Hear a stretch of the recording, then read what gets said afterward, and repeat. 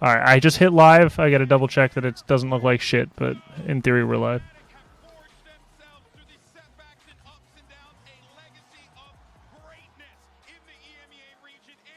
And it's co-streaming to YouTube on Spike Talk. Oh, nice. You should probably. Fuck. If you tweet that on Spike Talk, I'll just retweet it. I didn't even know.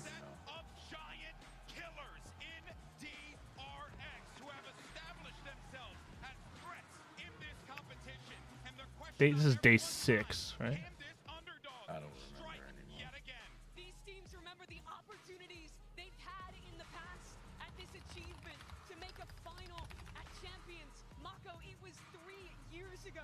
The last shot he had, shut down by Crashies then. And now, a massive opportunity for either organization to find themselves in a Champions final for their first time ever. Can Fnatic bounce back from the loss yesterday, especially that second map? Can they find themselves? Can they go back to being the team that brought the last trophy to EMEA and allow it to stay home? That's a great point you make there, because Clinton, if we looked at the juxtaposition between both teams, Fnatic in their second map, they got absolutely trounced. DRX in their second map did the trouncing. Both teams are coming into this one with very, very different experiences, and that could very well play off in the field later today. I totally agree. I mean, for me, I think DRX has that confidence. They have to be thinking back to that first matchup against Fnatic, saying, we let that one slip. We should have won that 2-0. We're not going to let that have the same thing happen. You had like drops enabled. I don't know anything about that. Is that still true? It should be, but you don't have to add that. It's okay. Okay. Are we live, by the way, or not? Yeah. We're up. Oh shit, I gotta lock. That's why I didn't know. So stupid. This is not the DRX that choked the 10-2 Haven half against. I don't know if there's anybody in here yet, but what's up, y'all? Wait, 5 viewers. Any non-robots, non-clankers in chat? They beat PaperX, the odds-on favorite for this tournament, the champion of the previous global Yeah, event, we kind knocks of them fucked up out of starting so late. contention. That's Now, tough. for the Pacific, So good, we made it. you only made it here because someone else won a match, an opportunity to take down Valve. And my computer isn't melting, so that's good. And it is really something when you also analyze the fandom for both squads, right? Fnatic, they've always had the fans on their back. They've always believed in them. But, you know, Paperton, throughout the years, DRX, they've become a household favorite. Everyone loves this squad. Who doesn't love Mako? It feels like this audience is going to be really hard to pick a favorite here. Yeah, I'm actually pretty surprised. I thought this would be a very Fnatic biased audience, but there's a bunch of people waving DRX flags down there. Giant flag. It's great, and even when we're back in the other arena, I mean, it was loud for DRX there when they played Fnatic, so I expect that this is going to be just a hyped arena. Everybody's going to be enjoying the match, and they just want to see a 5-map banger, no doubt. It was always supposed to be DRX. At least that's what we all thought. But you know, times they are changing. They still have that opportunity. Let's focus on what we're going to see on map number 1. We were speaking about this team doesn't play it. DRX has not played it once against MIBR. They lost it. Do we expect changes? Because for both of them, the last showing that they showed, we saw the Mosquito comp for the side of DRX. Now for the side of Fnatic, they were also running some double duelists in stage 2. I expect changes on both of the sides, and that is already a massive change in the side of Fnatic with Alpha going on the Vice. Yeah, a smaller change for the side of DRX as well. They were running the Neon on this one before. Now they've pivoted that over to the Yoru. I think having the flashes is really good on this map. You're going to have a little slower rotates. You're going to lose that on that stun for main control, but I do think that's a better agent for flashback overall. On the other side, though, Fnatic's still thinking and hovering this breach. Yeah, I think Breach still makes a lot of sense on this map, even though people have kind of pivoted away from it in some regards. At least, well, where I'm from, there's barely any Breach played on this map, but you know, there still is so much potential there with those stuns, with those Take back your lineups, Jinx. that make it so much easier, especially on your attack side, to really get in there. all good. Talon bundle's still going on, right? I should keep that up. So that's something DRX needs to be aware of. Yeah, They're yeah, gonna be it's taking fine. a lot of map Doesn't control, fighting for the extremities. That B main, A main control is going to be so Isn't this the easiest crucial matchup for Fnatic? DRX. In theory, yes, but they should have lost last time, right? So they need to start out hot But yeah, this should be a 3-0 actually. Also, Fnatic did something I thought was really smart. They didn't panic in their vetoes. They chose Team A. They wanted side choice on every single map. They didn't give a fuck what was played, and I thought that was actually a brilliant strategy. Because DRX, in my opinion, even though the defense yesterday was really good, DRX's defense is fucking awful. They get carried on their attack. So, double voice from Frost, that's tough.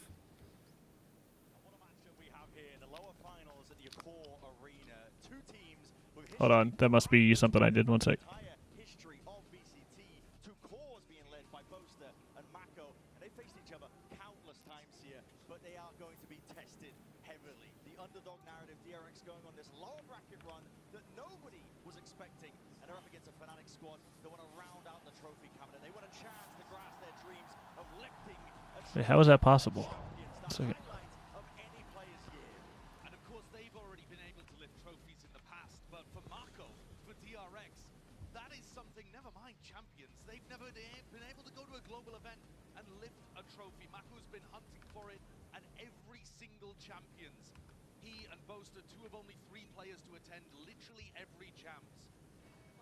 Oh, he said it's fixed. All right, cool. Every time. This time, multiple.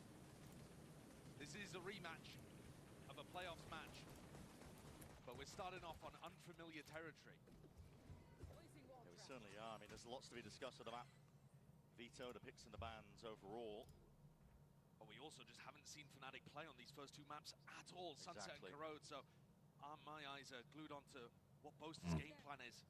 DRX with a decent idea that Fnatic might be exploring. I'm surprised that Might be tested soon enough. They look like they want to square up for the engagement. That is a that's Hyunmin! Never to be outdone. This kid I'm is surprised that they're on the biggest of stages. I'm surprised they're going mid default. That was so weird. His ability.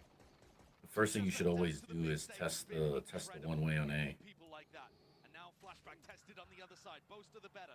And that's opened the way, the path towards B. Boaster has found a bit of an avenue, but Hyunmin is going to be hot on their heels. A hinder, bit of a catch there. Boaster slowed down to a crawl. 30 seconds left to play with, to work an advantage potentially, but Fnatic are being surrounded on every single front. They look like they want to go prodding back into Hyunmin. That's the last player you want to tangle with. Could be looking to square up to him again once more. This is an opportunity for an ace to open. Denied towards the tail end, but Boaster has no chance in hell of carving a path to success. Even if they wasted so much time, that smoke. Cements victory for our opening round of this lower bracket finals in the hands of DRX, leading nice and early. Kind of weird. And that's got I don't know to what feel they're doing incredible there. to come out here, playing for a chance to be in the grand finals and come out with almost an ace. 3 HP away from one. And it's not going to be on the stats, but it essentially is. Hyunmin, the level of individual impact late on in this tournament has been absolutely absurd. He's kept all of that momentum going. I mean, he saved them yesterday. Yeah, he was insane. They took Jing on Ascent, dropped 20 kills against DRX. He responded with 20 in the second half. You know, so even if he did land to a slow start here, I would still believe in him being able to pick it back up, but he's come out blazing through the gates. It's been a question of the mental resilience of DRX as well. It's a team formed up of very young players and experience at a big stage, but Hyunmin was the one to save them. One of the youngest players on this team. I think, you know, it's not really to do with age and experience sometimes. They're still not testing the one-way. With whether or not you They showed 2 middle, and actually, no, they don't know that there was a second guy. They just died to one. I think they've got a lot of players Bro, on this what are team we that have it. doing? Why is your game plan to go mid and not test the one-way? This team doesn't have any experience, really, on Sunset, and you saw... That's a great chance of starting out with a bonus. Maybe they don't know that they... And when you look at borrowed the veto overall, Brent, just to touch on it early on in this series, the last 2 maps, they don't. DRX are 3-0. It doesn't still matter. You need to test the... They don't play Sunset. You need to test how strong the A-hold is through the one-way. Like, that's a huge part of this map. It's literally the only reason you play Omen. So a start like this, exactly the opposite of what Fnatic were looking Like, for. there's no way you start middle. You see how strong their A is, you see how strong the B is, then you start working middle. sound cues. Like, this is a team that doesn't know how to play the map. You start mid against a team that has an understanding of how to play the map, so you can, you know, condition them into thinking, like, shit, we need to cover middle, so that rotator guy on lane is always going to end up being fucking top mid. That way you can stress the A guy. But this isn't a good team on the map. Look, and now they're walking out. Now they're conditioned. They've conditioned them. We're going to fight here. Fnatic is scared now. And now look.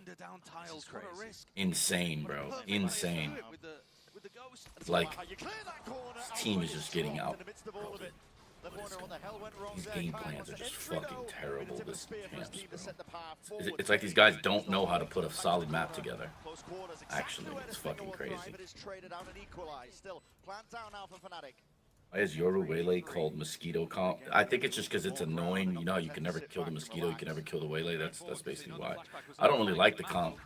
Or, I don't like the name of the comp. I don't think it actually... But... it's alright, people like it. So it's cool. He's just biding his time, doesn't want to reveal his hand, his positioning, trying to keep Fnatic unknown and guessing here. Why are you, bro? Out wide into the open, crashes, instant response and sharp shooting. There's no way you're not jump spotting that. From afar, make sure to seal it up. Challenge. He's literally gun challenging it when you have two other people on the bomb site. See him firing early as well. Kayak's been great towards the latter end of this tournament. He and Hyunmin have come online at basically the same time. You know, took other players early on. Beginning of the tournament, we were looking at Flashback, we were looking at actually Chronicle even before Alpha started having insane games. But now Hyunmin and Kayak looking like the players to watch. And showing you early why that's the case. So the Waylay ult, not used, not wasted, but also didn't guarantee them that bonus round win. Now you're looking to apply maximum pressure to Fnatic here. And a slow siege attempt. What Fnatic know and love. It's defined their style over all these years. And DRX were really DRX giving him chances. Especially on... well, actually, I don't know, Fnatic control. This is round 4, and they're going to now test A. And now what's going to happen, they're going to get early rotations. Now they know the breach setup comes from middle. That's why the drone just tagged middle. So now they know exactly how they're going to attempt B. That is a horrible Waylay ult. What the fuck is that? Hyunmin, you have to swing there. And he has to flash there. You have to. Good awareness from Fnatic, really, but it has allowed them to get 4 defenders in position. I think this is a bad move by Fnatic. Rotate. You missed the timing window. Yeah, these guys are just so bad, man. God. You're kidding me? Smoke in your face does not matter. Mako's still alive, sitting pretty to the corner, but not. This is why Pacific is free, or like teams are free to Pacific. They don't have the aim to just overwhelm you enough. Because Pacific is the best region with aim, so if you can't just overwhelm me enough, I'm just gonna outplay you because he gets 3 here because they're stupid. You got smoked out twice. You don't have breach done, and you should feel like they're over rotating by now because that's what they do on tape always. Just rotate off. Leave the insert. Make Mako gun clear him. GG. The moment Mako clears you, speed up on the other side. When you're playing against a Yoru, gate crash, flashback, straight there on A. Hello? And that's a massive round for knocking down the economy of Fnatic. They don't really have much to work with, but they can Early take flash, around get like shit this. on. Very much all in here, but with a hinder and the dart, you're revealed up. Going to be falling as a result of it here. Mid being pressured and stressed. It is a weaker buy for Fnatic. And he's afraid to walk out because they've always had a guy here. This is why you don't start mid early against bad teams on a map or on this map. Yeah. Look at this. DRX's defense is the worst part of their game, bro. But easily dealt with in this one. Dynamic duo. It is literally the worst part of their game. And they're just straight up outplaying them, or Termy's just straight up out game planning them. Actually crazy. Funny business. Nothing that could get out of hand soon enough here. So, well, Alpha's not even really online there. That was his first kill in the game so far. Right. You know, before that, it's 0 and 4. He's also not someone that we see play a lot of Vice. This is only his third time ever picking up Vice. Last two within the last couple months, so, you know, it's something that he's dabbled with a little recently. But you need to see him being able to take those fights over towards B main, rely on his incredible rifling skills. I think he was the highest, I think he was the second highest rated player in the tournament behind Aspas, who obviously had a ridiculous tournament. But after he took that unfortunate breakout with health complications, when he came back in, don't know whether it was a little bit of lingering health issues or just a bit of rust getting back on. Need a timeout. I mean, I guess. Great in their previous match. Yeah. You're really relying on, I think, at least on two. The game plan is just fucking weird, man. Oh, for sure. You make no noise on the corners and you do a silent walk up middle. What the fuck you think they're doing? Like, they have a Cypher. Cypher could watch B main by himself, so that means you have an extra defender middle. You probably have one guy mid doors, one guy top mid, one guy lane, one guy A. At the minimum, you're going into 2, and you're only going with 3 guys up mid against 2. They didn't know that DRX had the second guy of top mid, so that's a 3-on-3. But one of the positions is a crossfire. Like, I don't know. I still don't understand the thought of a team is bad on this map. Let's go mid to start. That's literally what a bad team is going to do to start. Is to make sure you can't punish a middle. You got to go fast and test the extremities first. And even if you don't want to go fast, you can go slow. But what you need to do when you go slow is,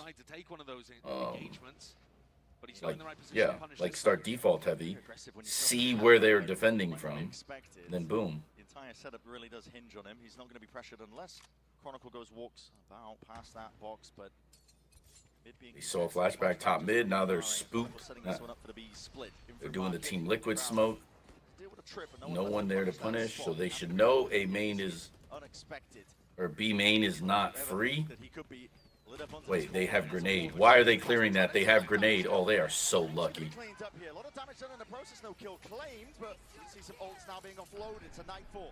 Yeah, Boaster got, or not Boaster, Chronicle got really lucky there. He's fucked up. Fnatic down to a crawl. Crouch tuck tight, seeing if they can avoid the eye of the opposition. Again, double blinds it up. Hinder comes out as a result of it, and Bane locking down one of the extra avenues, ensuring that he. And they're not even letting them backside. Plant the bomb front sight. You got a guy B main. They can't wrap you stairs. Trying to see if they can find a way Oh my god. Punch their way through this one, but it is stalled out entirely. This is so fucking grief. Heavy task ahead of him. Has to really deal with all of this one. The double dashing crashes, puts a bullet towards it, and Alpha. Yeah, you could have planted that 30 seconds ago. You had a guy B main and you had a guy fucking, or you had a guy going to market. I guess the market timing is what really fucked him up. So fake tap and then hold the box, the drop down then. But you know you have a guy watching your stairs, so. To give him credit too, because Hyunmin simply forcing a 1v1 in that spot as soon as crazy. Crazy how they played that. Also, Chronicle, you know the camera is set up there? Don't let your Vice clear that. Just fucking grenade the orb. There's no need to let him clear that, because if he dies there, that's now you have to be out of position going to trade against a team that is already shitting on you guys in a one-on-one. You got to play safe now. You can't cheat right now. Beautiful fucking flash. Yeah, it's over. But it's not good enough, not against the likes of him. If freeing is cooking you, it's GG. Stamps down his authority over towards the B side. Time being bought for his team to get into the fray, into the fight. Could be winnable here still, actually, with the Steel Garden. We'll see whether Alpha wants to commit it. Waiting into the back pocket. Corners need to be cleared, though. That's great. Oh, that's unlucky for Human. Again with that movement in time, but it's not Movement enough to got him. overcome. Massive player advantage, and DRX are going to be flexing with it. Fnatic there choosing to try to take the duels instead, but that's a round where a couple of their players Wait, are just not going to be in a good Human position is for the drinking next water autonomy. with gum? I know it's a weird spot because you're in a 3v5, but when So I went for the 3-1. I knew damn well Fnatic was starting some bullshit and needed a post game to talk. rip an ultimate. Bro, this game plan, Senny, is so fucking comical. It like makes no sense. I'm not sure what people do when they rewatch. Like when they try to ante, I'm not sure what they're even looking at because I know they only played one map. But if you just look at how they play defense on across all maps, it's not like DRX is some like, you know, Not the best of buys, definitely some geniuses on defense. It's their weakest side. So I don't know why you're not testing the corners early and then figuring out mid. Backing away, Hunter's Fury, they see that one as well. That pressure coming in through into market now to Trip. Really going to be highlighting Oh my god, Kayak. No way. Going down and Alpha soon to collect. Huge value from the Stinger, isn't it? Able to collect onto Freeing, who's gone pushing out in B main again and died. This is a gift for Fnatic, an absolute gift. They thought they were going to have to use massive amounts of ultimates in this round. It's insane, bro. Away with it. In a really good position now, 5v3 with full marking. It's like I like the thing I don't understand is why they try to do a 3-man walk up middle instead of a 5-man walk up middle. Like what the fuck is the point? Like you're gonna go, it's gonna be a 2v3 or 3v2 technically at best. Hyunmin swinging wide, time is ticking though, and with Hyunmin falling, surely that's it. Like, why do you want to do that against a team that has already been cooking everybody individually? That's like playing Talon and doing some shit like that. Like, my guys will probably get multis there. Can you please leak the reason why Talon dropped you? Sorry if someone asked before. I'm a big fan of your coaching. I didn't get dropped. Talon, my contract's up with Talon. After making champs last year, I told them to renegotiate and, like, because I warned them. I said I would test free agency if we don't sign a contract this offseason to extend or to, like, you know, pay me more, basically, because I grossly outperform my contract. Grossly. We don't, if we get to the point at the start of the next season, I'm going to test free agency no matter what. I warned them, and I'm just following up on that. At the same time, though, DRX not really adapting and putting more pressure over towards So now I'm, you know, like LeBron James said, I'm taking my talent to South Beach. See, you know. Play off the back of this one, way out into the open, that's a steel guard, and you're going to be forced to respect that. My recommendation for all of you would be, oh my god, dude, killed him with a classic.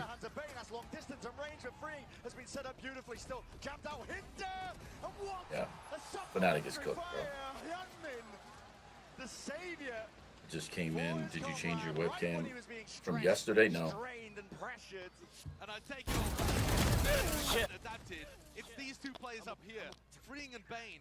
Yeah, I think there's a false narrative. I think it's like the timing of a lot of rumors and a lot of stuff. Everyone thinks like, you know, it's like the money thing, or, you know, I don't know, players don't like me or some other stuff. I've heard a lot, and it's just like, you know, okay, cool, but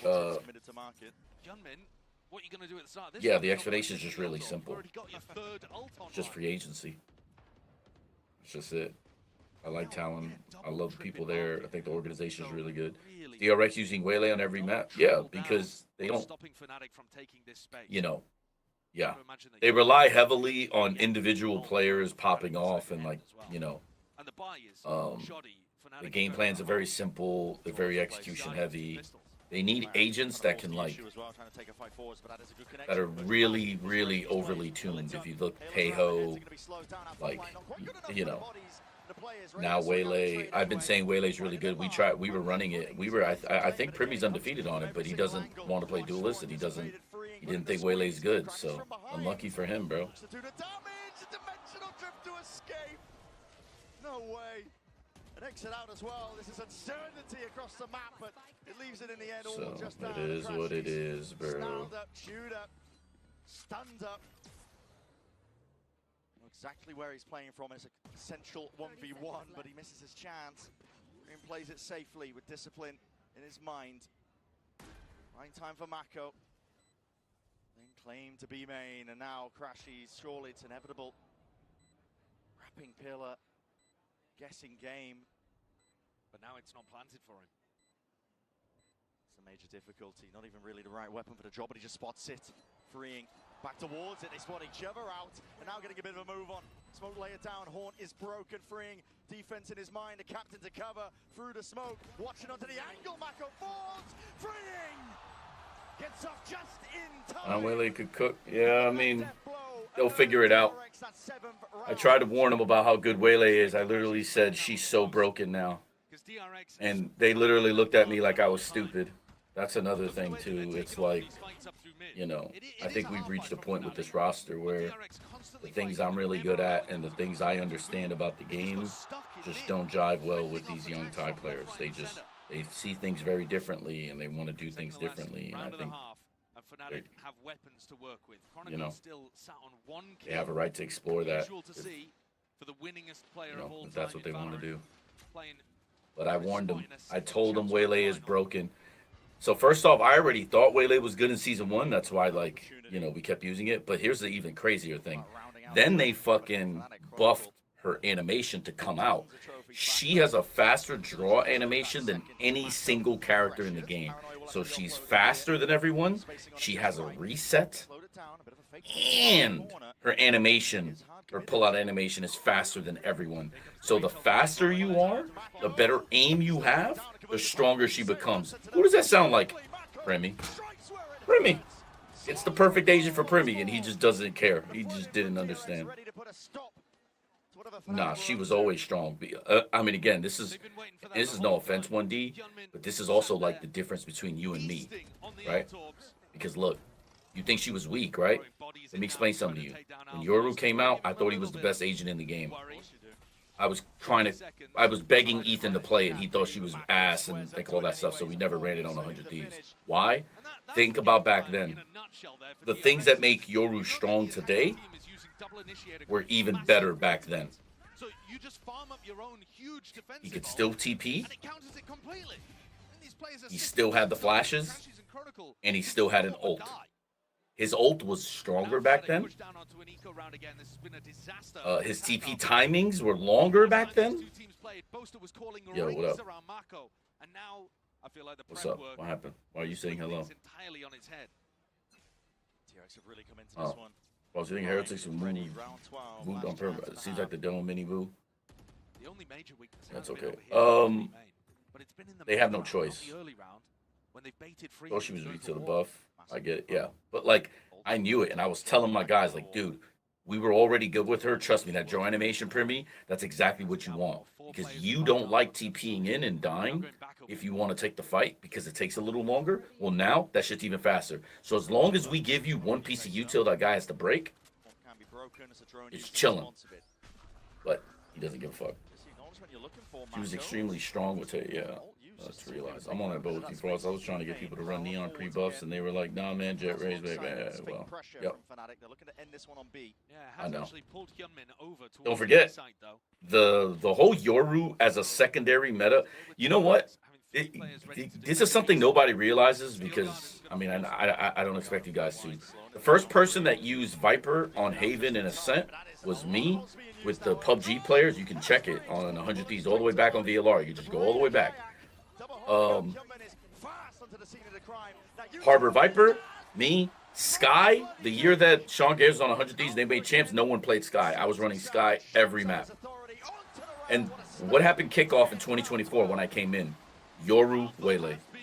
Guess what Yoru is being used at? Second duelist. Everywhere. He's the second duelist. He took Sky's spot over.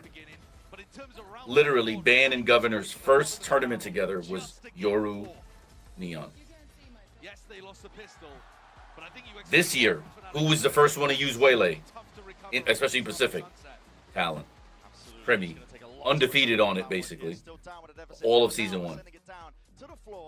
And now everyone's like, oh, she's broken. Yeah, well, you know.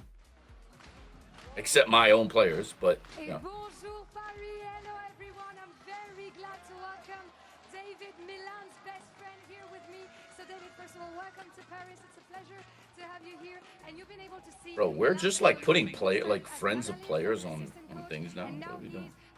The family I get though, but I could switch to clean feed at any time if you want. I have a working one. Super proud of him. I think he's always had it in him to be the best coach in the world. He is super willing to learn from everyone in any position. Oh, I realize you might not have heard me.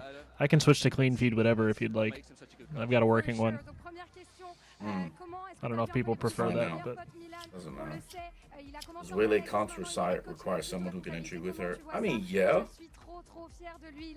I don't think so. I think you can use her as a single, but you have to have good macro, and this is what I was trying to explain, because what players don't like is, oh, I have a reset, now I can't go in. No, now you just play the map control game. If you go on first timing, you have a minute to figure out macro. But we do work well together, because he just makes me bait for him, and then he gets it done. You're just a wingman, right? He just makes you go in. I'm just a human shield. A human shield for the coach, for your best friend. Deuxième question, on sait que vous êtes un très bon duo dans la vraie vie, meilleurs amis, mais est-ce que c'est pareil dans le jeu? On a joué un petit peu ensemble, Milan est largement meilleur que moi, et il se sert un peu de moi comme d'un bouclier humain. Thank you so much, David, for joining me, and we're gonna see if Fnatic can take the victory on Sunset. See you. Gaming YouTube camera or YouTuber camera. Yeah, that's just what this is, bro. Follow-up, you can always even it up, but for now, two of these teams, I mean, we've been talking about them being defined by the veteran presences, Boaster, Mako, the quarters formed around them, but it is the rookies that define a team like DRX, and Hyunmin, my god, he saved them in a game the other day, and he is off to an absolute lightning start. He's oh, I just realized you were sending me messages, brother. Opening half of our lower finals. I think he got up to 11 kills in like round 6, something like that, when he got his second ult online. And then from there, managed to get a third ult. We don't have to switch to it. I was just letting you know. But you can view it if you want. I guess they kept the EU one up and not the NA one. I don't know. We also don't know what these rookie players are going to be like over the course of a full BO5. For sure. Yeah, it's not a sprint, it is a marathon. Not only do you have to start strong, but you have to finish strong too. Here come Fnatic going on a walk down mid to open up their defensive pistol. Spotted idea. Spotted out. Chronicle has been lying in wait, holding that fault line in case there is that tower's pressure. Yeah, he's looking for anybody to try to punish in that direction. Playing a very supportive breach in this map. Hasn't really got a chance to get involved in too many of the gunfights himself on even terms. Here's freeing. Re-exploring again. Spots that mid setup has been dismantled and calls for his team to come back in that direction. Crashies walking around here. Will freeing contest it. Will even spot it just the shoulder. Not sure if he saw the signs of life, but I think Freeing's doing a great job here of giving information to Mako, to the caller, of where the gaps should be. Having spotted the Neon and the breach in mid, you know that they were about to go and follow all of that noise over towards B. They might have just missed the timing though. Chronicle and Boaster are onto this. Big rotations. Fnatic making sure to get reinforcements in place. Over towards A, that's a miss on the dart. Crash is revealed up, so position going to be noted. Hornet's going to be broken on top of it. One way. They still have the fault line to defend with, and Boaster's paranoia, but Boaster's starting to think it might not be an A finish. Chronicle, it's going to come down to reaction times here. He's not holding Util, wants to square up and take that fight. Double ups, shoulder to shoulder, him and Crashy. He's doing enough damage. Make sure to slow the approach. DRX really being stalled up, chewed up, and with that C's connecting, trying to spot the tendrils. Where the hell are those bullets going? Time is of the essence. No anticipation for Mako, but it's all being covered. Chronicle, what a time to come alive. Bane trying to batter his way past this one, but with time going down to the shreds and finer moments, it is Fnatic claiming that pistol, sorely needed. There's the GOAT, there's the guy who's won all the trophies. Apart from the champs one, that one's eluded him. What up, Zeno? He's on for it potentially at this tournament. Get 2 and open a site. Yeah, it's just free, bro. Doubles up with Crashies. The two players with the Hyunmin is just on another level. His entry. The thing is, DRX isn't that strong. Like, it's just, they are, like, dude, Hyunmin and Flashback together, bro. I'm telling you, man. You put them with people like them around them, oh my god.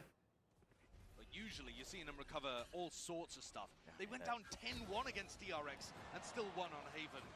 Just in the playoffs of this tournament alone. Their careers have been defined by it. I mean, remember Lock-in. This team knows how to dig deep, they know how to pull it back, and they know that every single game is winnable. That's a lovely little combo there. Sees over the top. You get confirmation, you get information on the player aftershock. They're forced to peek into the bullets or die. Fnatic starting to heat up here. And like I said earlier, I really think you look at Sunset and Corrode. We haven't even seen Fnatic on those two maps, but DRX is so good at the maps towards the end. Fnatic need these wins early on. At the very least, they need to win on either Sunset or Corrode. And we don't know what comps they're going to run. Came out with a new one here today. Might change it up for Corrode, who knows? For sure. But more than that, you need the players to be on as well, especially with the way that DRX likes to take those dry fights. On the attack side, though, DRX are going to be running at you, zip-zapping all over the place. Turn your sensitivity up to try to deal with Yummin and Flashback. Just try and swat them down, but tricky. Hard to pin them down as players. Kayak's pulled out the operator, looking over towards elbow, but no dice just yet. DRX instead slowly taking mid control. Both teams with a pretty similar idea on their attack. Yeah. He's an import. Push the defenders out of mid. Yeah, he's an import. He's an import. As well, Fnatic are running the Vice because it's not as good as controlling the mid avenues. Yeah. You don't have the concrete info, having a trip up. Yeah, you don't get that. So here's the thing, though. DRX is absolutely on their best side for sure. Oh my God, Kayak, you gotta hit those. But Fnatic is a pretty strong defensive team, so you know, I don't know if Fnatic is strong or if Crashies is strong, but because of Crashies, just like Leo before, it's become their best side because it's always been Crashy's best side. And Fnatic's defense is pretty fucking good across most maps. Oh, look at him. He claimed it. He knew it. All of this for Crashies to play through. Forward a peak, it's a horn forwards again, but now this is getting a little bit messy. It's a fault line again. Sidestepped and avoided. Sees is good. I don't know if the rushing out was a good move there. Lights out, double dash forwards again, but recall back just to get tricky with it. Chronicle. Yep, that is a great play. They both just pushed in the moment Waylay went in. Now Kayak and Crashies. No intention of holding this one down. No intention of playing this one into the retake. Got to save the big boomstick and a rifle for another day. I like the idea from Fnatic there that you've got Chronicle in this swing position where he can either send a fault line down into market or he can turn around and send a fault line off in this direction as well. The problem being that they were incentivized to fight into a crossfire for DRX. DRX had already managed to slip into that defense side spawn and it became a brawl in very close quarters. If anything there, I think you want Crashies to be the one backstabbing and being aggressive rather than the players from Boba looking to try to take the fight. These kind of scraps and small execution errors, probably just a lack of experience really for Fnatic because they don't want to play on this map very often. It's mad that we have it as our first. But that's because both teams have had it as a permaban at this event at some point. Oh, and that's...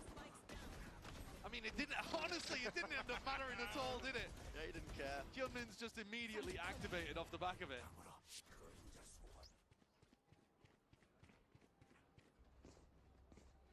Weapons still online for Fnatic, yet to get up to any of those ultimates. Kayak would love to get himself into a position where he can actually take some fights. He was holding the whole of A main in the previous round, and that's still really good information for Fnatic to call around.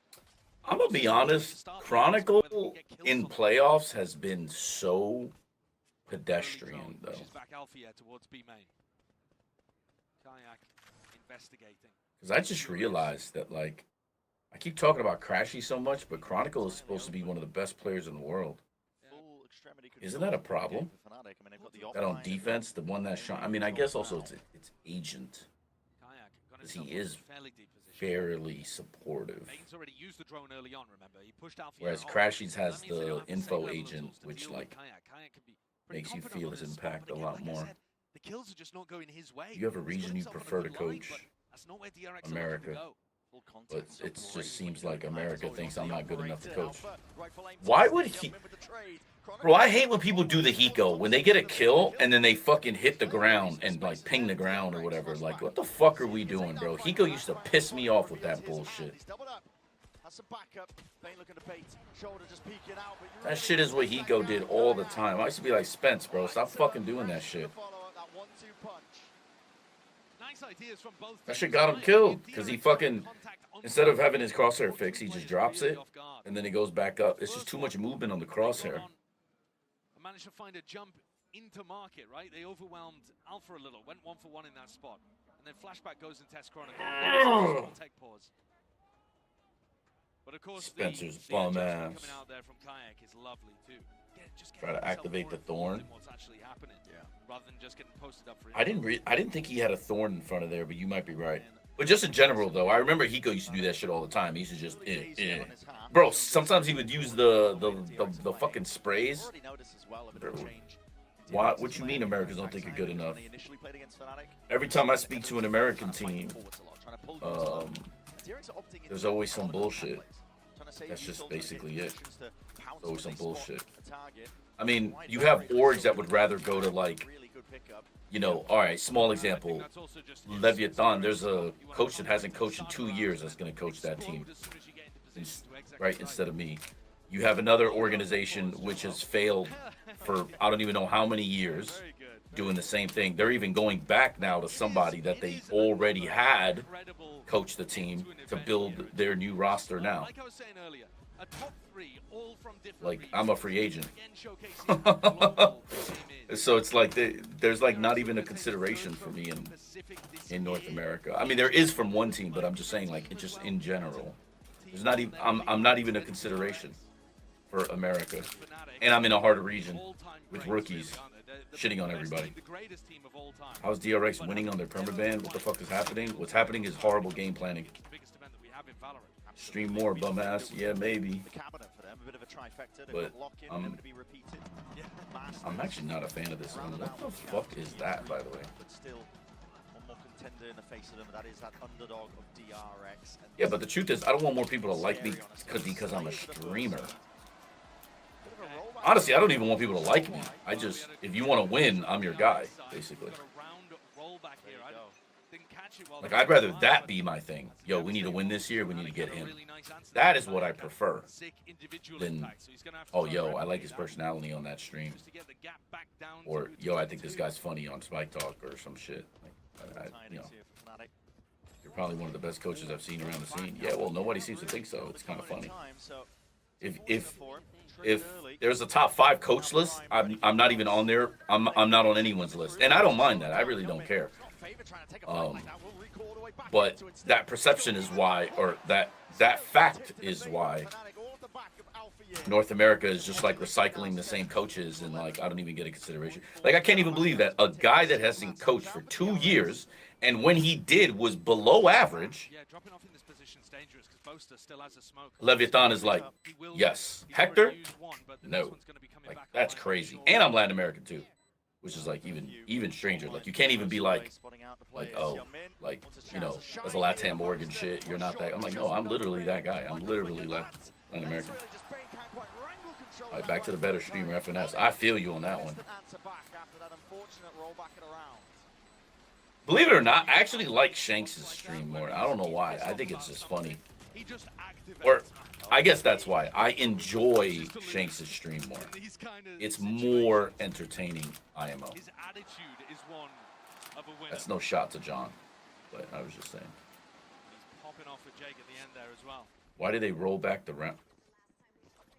I think that's what was really missing, actually, in Fnatic's game against NRG. It was a mentality issue. It felt like there was no one player who would make the big play and rally the team behind them. I know that Pansy and Mike were talking about it as well, but it usually is somebody like Althea. Yeah. And he's at the top of the table right now. Yeah. Tucking behind, dodging the recon dart as Kayak gets played in a little here as well. I wonder why they rolled it back. And the wall set up to stop a market split. So Fnatic, that's good for DRX, at least. They got to see more rounds, so now they can start to piece together the defensive setups more. Oh, freeing is going to kill that guy, yep. Okay, well, he still ends up finding out one. A deep push of Alpha, almost anticipating there would be a second player with him. Because also, why would you have an Opper there? Like, why is the Opper not holding that angle while the walk-up happens? I'm so confused. For the B split. Yeah, he found the perfect line there, didn't he? Kayak's gonna find that is actually fucking brain dead. Yep, they're cooked. That was fucking horrible. Also, Omen, where is his smoke on stairs, bro? Hello? Oster. Hello? They dealt with that challenge. Why are we not lurk smoking for our site anchors, bro? Like, that smoke on stairs should have come literally the moment he shot. It should have already been there. Like, he should have been in smoke world. If he can't be in smoke world, then he needs to do it early, and Kayak needs to know you need to get out of this position. How an attacker would peek into that situation. Maybe Alpha should be a couple steps further forward. I mean, I'm assuming this is a thing that they like to do. I have rookies, so I'm very risk averse. So like the moment we lost that guy 5v4, I can't have my guys sitting there. They're gonna re-clear him, and my guys don't know how to deal with it. I mean, probably exactly what happened. The Kayak would have happened to my guys. We are too risk averse. So we would not have done this. Like, the moment this death happens, like, the moment that cage is over on his left, he needs to get the fuck out of there. Instead, he waited. They came up. They triple cleared him. That's exactly what would happen to my rookies. I know Kayak's a rookie, but this is why I'm saying he's a rookie. He's not an experienced player, so you need to treat him like that. So you should have smoked stairs, and he should have backed off, and they're going to have to wait 14 seconds, or they're going to util out through the smoke, and that's the info you need anyway. You need 14 seconds. You need to buy more time so you can take other places of the map where you are and look for challenges there. And that was just a fucking big mistake by Fnatic. Slow to a crawl. Always sowing that misinformation. The one way is delayed. It's not immediate. You know what that means? That means Omen is not on A. Easier when Kayak can get posted, but they haven't been walking into it. No. DRX. One round where we saw him really get active was the round that didn't count. Stunted crashes is putting on a brave face over towards A. Let's have Chronicle by his side. He could peel with a bit of info if he's feeling the pressure, but DRX are taking it now towards this operator again. Kayak has been posted all game long. Had a few chances. Smoke in his face though, denies him. The sight line. They're going to contact through that. They're walking all the way through. It's a flash forwards again, but that has just gone wide again with a shot. Flash didn't even connect to the first place, but what a stun. Kayak is so fucking fortunate there. God. All the available areas where there could be that weak spot. Double dash forwards again, freeing, doing some damage. Carving out a path to success into B. Flashback. There's a TP as well, just to get into the cross. Has that spike in his hands, and now a fight forwards again. Conversion paths. This sort of connection just into the back. Chronicle was a sit-in duck. No help, no bailout, but Boaster will at least answer back. Flashback and free now in a 2v3. Nightfall now used to get some audio information. It's going to be 2 tags. Plenty more where that came from now. You can see it. Fnatic gearing up. One step after another, the TP forwards. No sound cues. Freeing. It all comes down to reaction. He's not going to be knowing exactly where Boaster's playing. And he slipped the net into a 1v1. Got to get it to half. There's nothing you can do. And now you got a 50-50 here. Boaster taps, trying to pull freeing out wide and into the open, but he doesn't expect it. Not from behind, like a dagger in the if he was, so the timing is fucked up. The moment he got off the bomb, the fact that he didn't swing stairs immediately because of where he was. So this, I'm not going to micro that situation, but I'm just going to say he should know because it pinged the guy left, the guy right. The guy right was stairs already. The timing would have made it to where that guy would have already turned that corner if he was going directly. He had to turn around there, but so unlucky. And in 1v1s like that, DRX have been immaculate at this tournament. A normal team, Brent, what are they going to win? About 50% of their 1v1s? Yeah, I mean, if you're good, sure maybe it'd be a bit higher than that. DRX have been winning 79% of their 1v1s at this tournament. It's absolutely absurd. It's largely off the back of this Hyunmin flashback. Dynamic duo. Hyunmin will dash in if he doesn't feel comfortable taking a fight. He'll recall back and he'll DRX flashback as well for the entry, getting information in the process. So, you know, DRX, not only do they have the shooters, but they're also setting each other up for success constantly. It's a comp that just plays entirely into their wheelhouse, and you can feel the pressure it's putting onto Fnatic. In a matchup like this, unfamiliar territory. Teams suck, bro. What do you mean? I'm watching. No one knows how to ante. No one. It's more evident than ever. No one knows how to ante. If you don't know how to ante DRX, they have advantage. They're good enough to come through. And not have that towards the end where you really need to put your opponent away, especially a team that's used to comeback like Fnatic. But at the same time, the final 2 maps are just so stacked for DRX. Definitely feels like it on paper. Favored for the underdog to carry it forwards all the way to a grand finals and keep that lower bracket run dream alive. Here comes Alpha, walking down mid. We talked about the fact that in tough moments, he's often the player that drags Fnatic, kicking and screaming forward to believe. Walkabouts, Guardian in hand. Kicking and screaming, he might have just done it, but surely, what is that? Where did the... I'm not too sure. Where did the shots go? Need a 0.25 on that one. I think Freeing was moving, but he should have got 2 kills there. Has he got a Bible in What his back the pocket? fuck, bro? Bit of inaccuracy there, but what a mistake to make in a moment like this when the weaponry is really getting quite tight on Fnatic still. Bane willing to take point now. Answer back for his team. Still, Guns not able to be reclaimed from spots like that, but rapidly approaching. This is Fnatic now trying to apply the pressure and the squeeze. Paranoia forwards. Kayak's damage done, but inside the spawn. Flashbacks no more.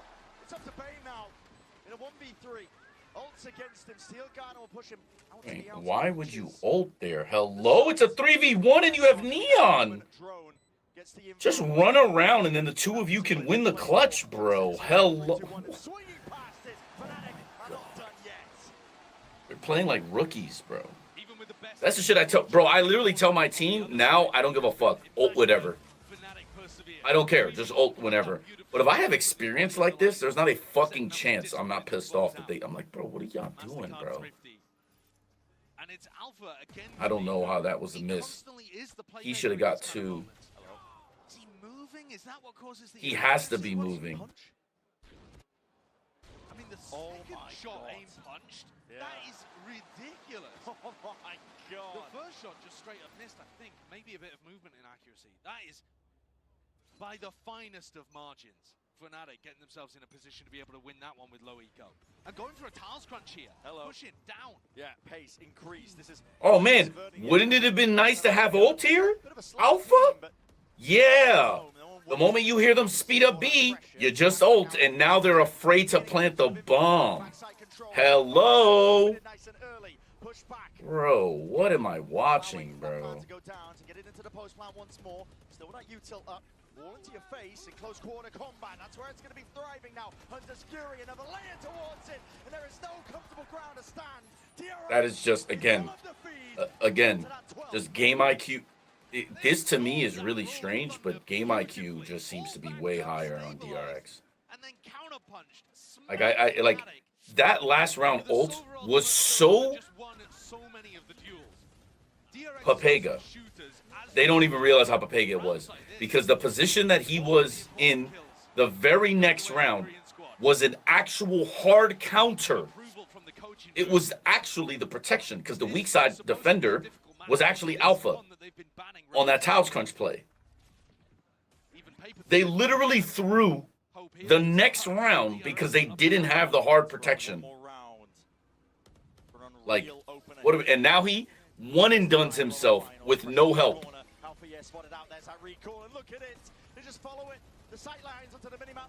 Bro, I am. This sequence, and now Alpha one and dones himself and forces the Omen to come and help him, and now they just get fucking destroyed. And all it took was Waylay dashing out. By the way, you know why Boaster died?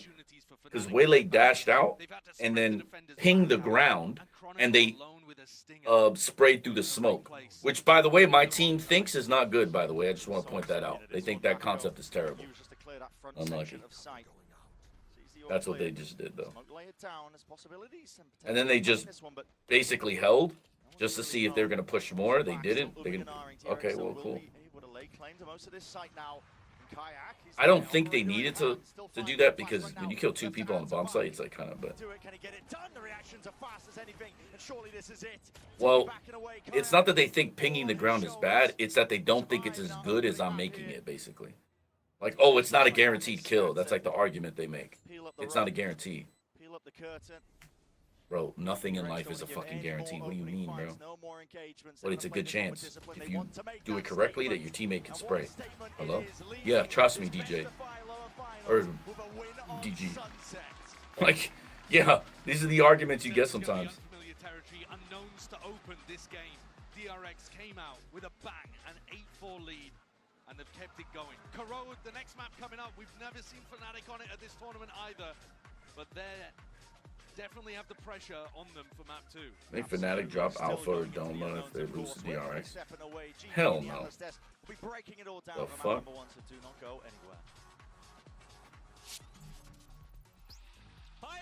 I do think it's not the right mic coming through. You sound fine. I just don't think it's the microphone in your face. Probably not worth fucking with. No one has complained. Okay, we can test that theory right now. What does it sound yeah, like? it's not that mic. Right. So it must be the But camera it's this or something. mic now, right? It's this mic now, right? It's not. So I don't know what the fuck it is coming through from. Maybe it's passing the camera audio through. Oh, well then this is fine, I guess. Just, yeah, it sounds fine. And nobody's complaining and not worth fucking with. Don't worry about having a mic in front of your face. Yeah, that's weird. I don't know.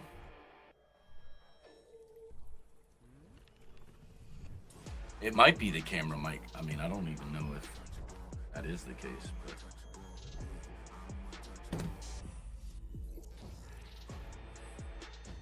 You think it's the... You think it's a setting we have? Like, the microphone is on that list, but the one we chose isn't the mic? Well, yeah, but every time we were clicking those, we were not getting anything through it. Mm. Yeah, the Roadcaster's in there, for sure. I'll take a look at the manual again in a sec.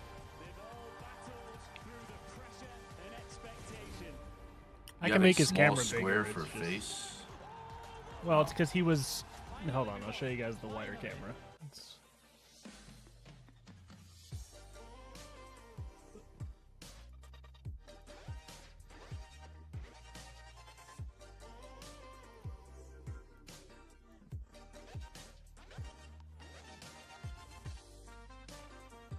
That's all the full camera angle is, boys. I just had it cropped a little bit.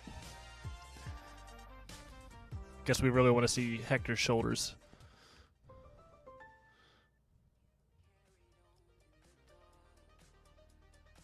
Oh, I stopped hearing you, by the way, so if you press something...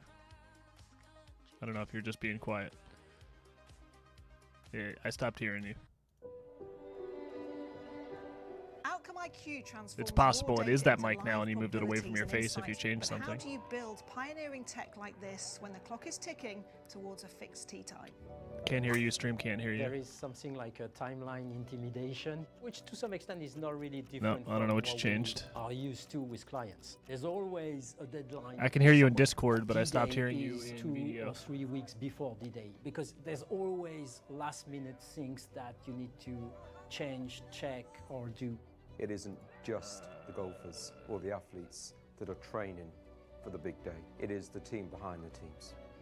Getting that confidence in preparation for the gold standard on day one was the hardest. I don't know. Refresh video real quick. Doesn't give you a second chance to some extent for technology. This is the day. Yeah. You nail it or you fail miserably in front of millions of people.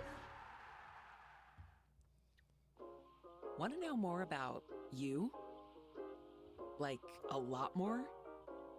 Join the millions of others who've made discoveries with Ancestry DNA. I hear you in Discord. Learn more than ever at Ancestry. I don't know what you changed, but I stopped hearing you. I haven't touched anything either. You just stopped coming through on there. I can hear you on Discord, which I can pass through for now. Hold on. But no, hold on. But why do you hear me on here anyway? Because it's synced up with your video. I just turned on Discord so the stream can hear you, but I don't know what the fuck you changed, or what the fuck changed in general. Yeah. No, we don't know on YouTube Premium. Thank you. I don't know either. Can't figure out. You happy with DRX performance? I didn't expect him to get here. Yeah, I mean, I think DRX out of ante very well. It's just very clear to me. And then the second thing is Human and Flashback are like big problems. Dude, what the fuck, man?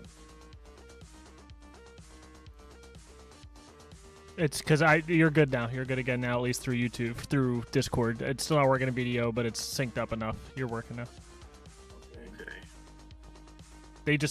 They're overreacting to the 1 second. I just was tweaking it. Sorry, guys. Yeah, the TLDR is just people don't know how to anti, and Flashback and Human are just shitting on people. Yeah. You said I think DRX, then you cut out. Yeah, but it's basically those are the two things.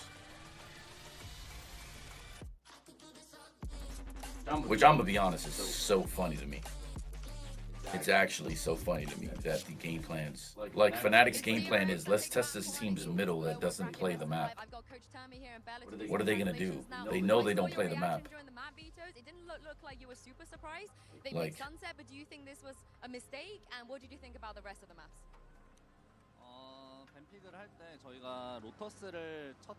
Energy, DRX both having a Cinderella run.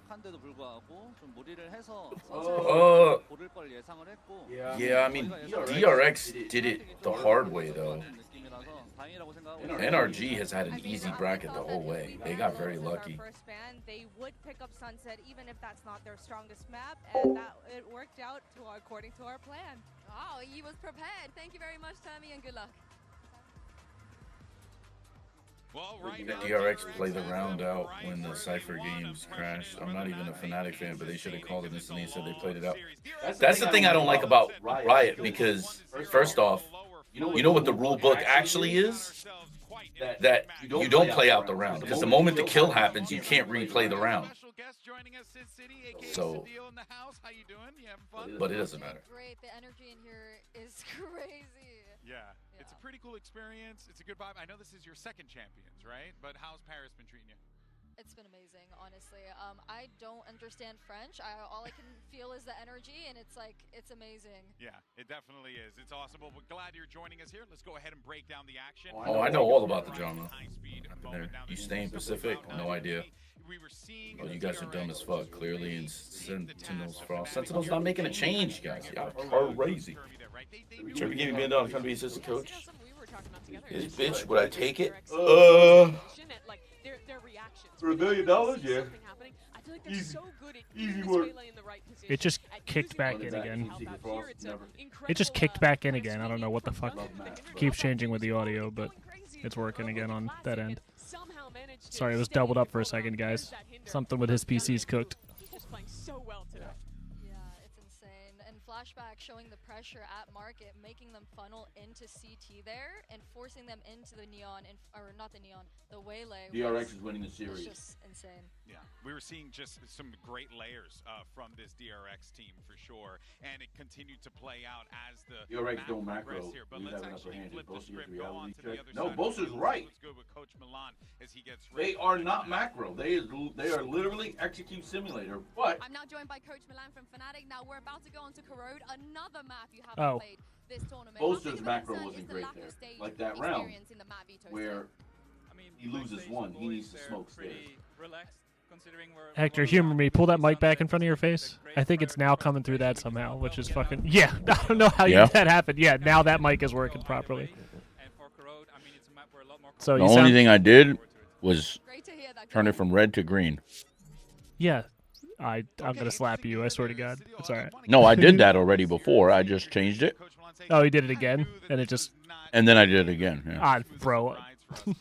I don't fucking know. But you sound great now. We can hear you chew, though, so careful. I think you can push it away a bit while you chew. It's one of DRX's best maps, and I think or it's that. really difficult because we're going to see the same thing with the Waylay and the Yoru combo. LA is trash. And we saw Chew. He's borrowing a setup. He's using a road deck. I'm eating a true bar. It's confusing. I know you can't see that because, like, the way the lens is, it's like on my face. Mukbang. I don't know what mukbang. Technological. Bluebin, bro. It's not me, bro. for content. It's not me, bro. This is a fucking set. Someone else's setup, bro. This shit is griefing me, bro. I swear I'm not Papega, bro. Not all the time, at least. Mukbang is you eat on stream. Oh. It's one of these fucking stream interfaces that tries to do all the audio and video in one thing. I'm a big fan of Rode normally, but this thing's tilting me. Oh yeah, it definitely does play out quite nicely here. Just get a real capture card and a real audio interface, people. It's advertised at gamers. Don't buy it. No, the better final is NRG Fnatic because it's a clash of styles. Yes, this is exactly my producer for Spike Talk, Steve. DRX and NRG kind of play the same. They're execute simulator most of the time. It's set play, set play, set play, set play. Ethan's mid-rounding is really good, so that's like a difference between DRX and them, but yeah. Against this comp, though, I feel like it's got to be so hard if you're Fnatic, even if you're prepped, to go up against those kind of combos. I'm honestly hoping to see them fight the aggression with aggression. I think instead of just waiting for them to do something, I think... Like, get proactive, disrupt them, and fight ahead, not let them dictate the game. Not let them set the pace, exactly, Yeah, no, that's a good note there. It's going to be a tough one across the stage, no matter who you're rooting for. But let's go ahead and get right back into the action. Here's Brennan Sideshow with map 2. This is really what we're going to be seeing, this DRX composition that we've been talking about thrive, to be honest, on Corrode. Execs are filthy stuff overall, but they're going to be starting on the defense half to begin. Fnatic, it is this untested territory. They haven't played it in champs yet. Corrode, newest map in the pool, as an addition as well. You can definitely tell. Like how your name is Producer Steve, bro. That's tough. Got to agree with the desk. I'm pretty aligned. The flashy style that DRX love to play on a map like I kind of, I don't know why, I just haven't been going by Trick my Val? tag when doing all the Spike Talk stuff.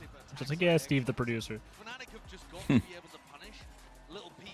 I'm not like a player or a coach, so going by SM, nobody gives a fuck. I think Baby Bay likes Trick. If you're not punishing the defensive players for taking fights like that, I think I'm not familiar with Trick, so I don't know him that well. Need one of these maps early on in the series.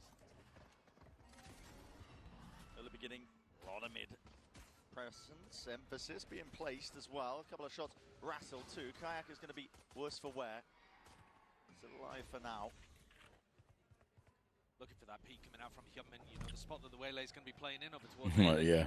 I feel like pressure. You not remember us telling him to? No. Who we got on Corrode? I think DRX is the way better team on this map, even though I don't think DRX's Corrode is very good. But Fnatic don't play it. ISO needs some bailout from the rest of his team. Flashback, looking to see if he can square up and take that fight nice and early, but the IGL makes him pay and makes him hurt for it. Chronicle following up again.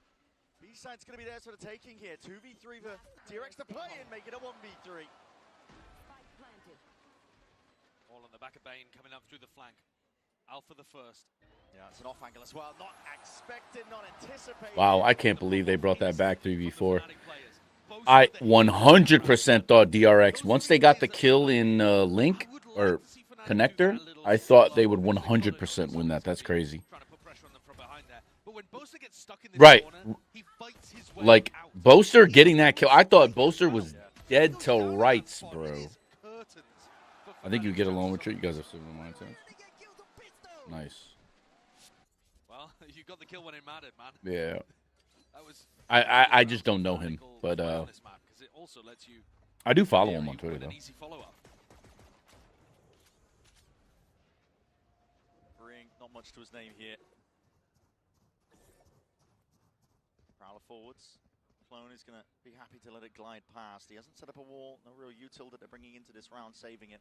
A deep push from DRX through mid. That's 4 players now. Freeing forwards. What an adjustment from Alpha. Snapping towards it. Reaction time test for Kron. Has to step up, but he's got Crashies to help out. Supplement the fire out. Round out the round flawlessly. 2-0 now for the beginning on Corrode.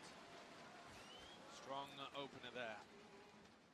Alpha showcasing that he's going to be able to take the fight to his opponents.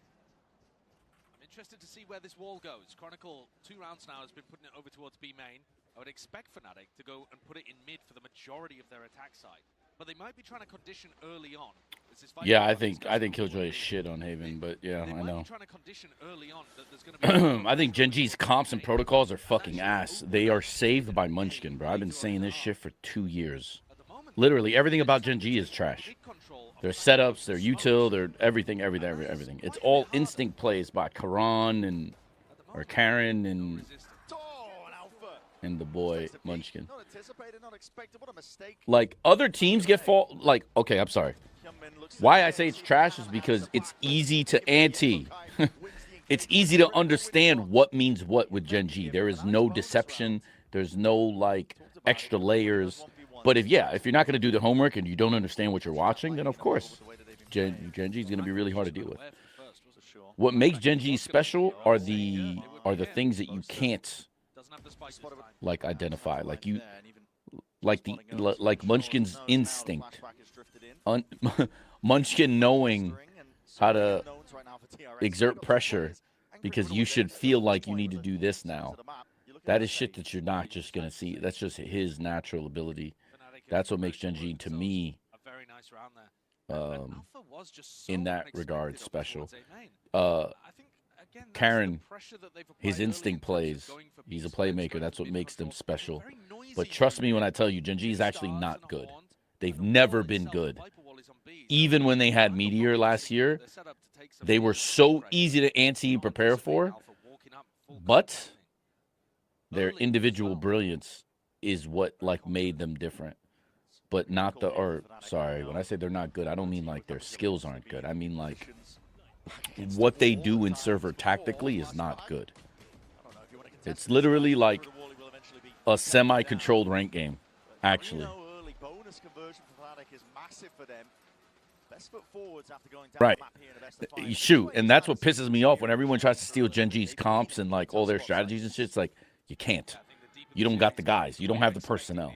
This shit looks easy on paper, but then when you run it, you realize, bro, why are we getting shit on? Why are these teams, like, doing this and doing that? It's because you don't have Texture holding a deep line, and you don't have Meteor, or you don't have, it's just like, I feel like Gen G roster is OP, though. It must come down to its coaching. No, this is what I'm telling you, is it's trash. Everything is so easily identifiable. Like, it's not comes down to the coaching. It's the roster is OP. It comes down to the players and their natural ability to do stuff.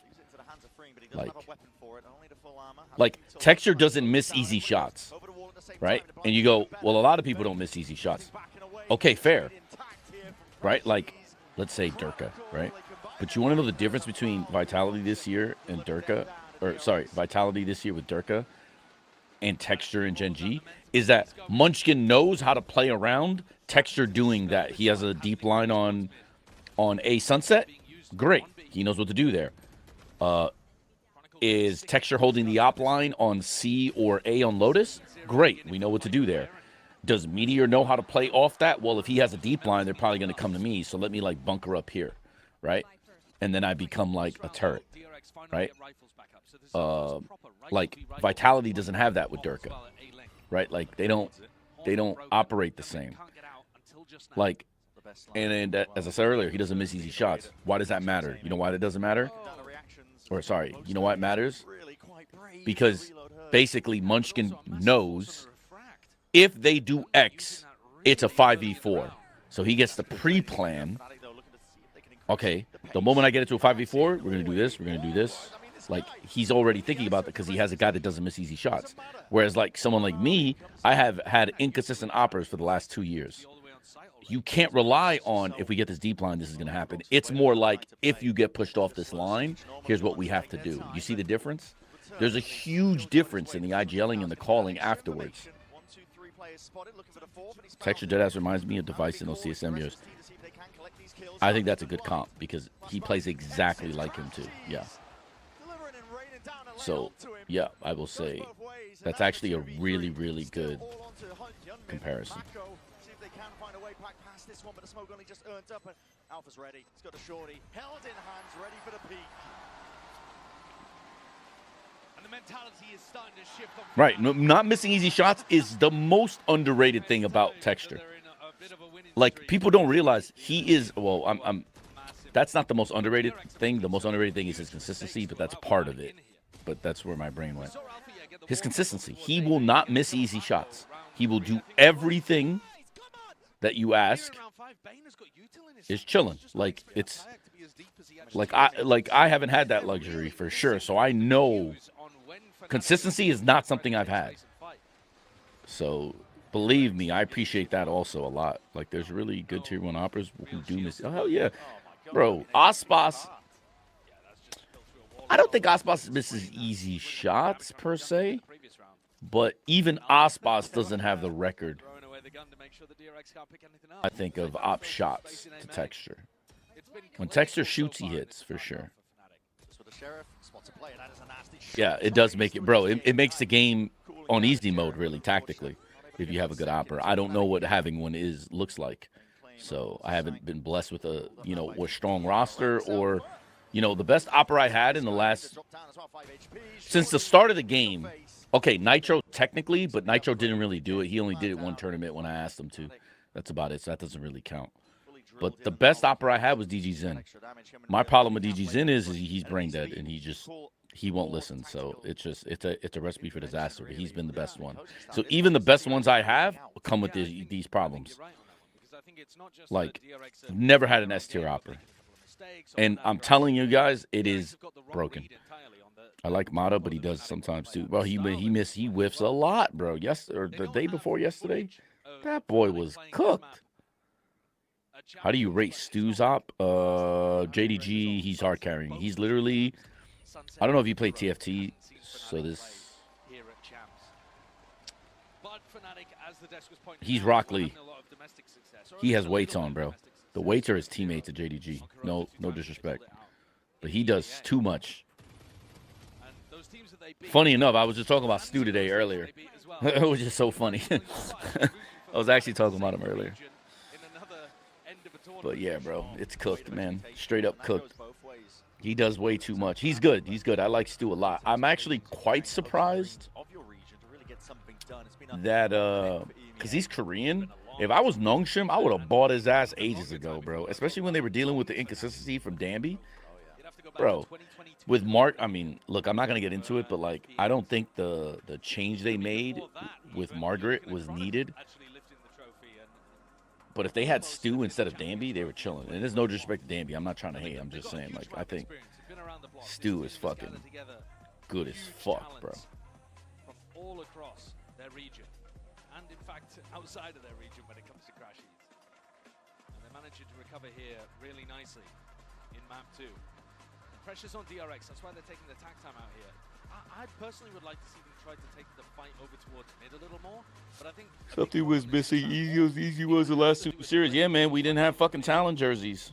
Like, nah, I just it's fine though. It was deep in champs. Like, it is what it is. Really want to see him in that. Him and Oxy Streets need that. What do you mean? That's really catching DRX off guard.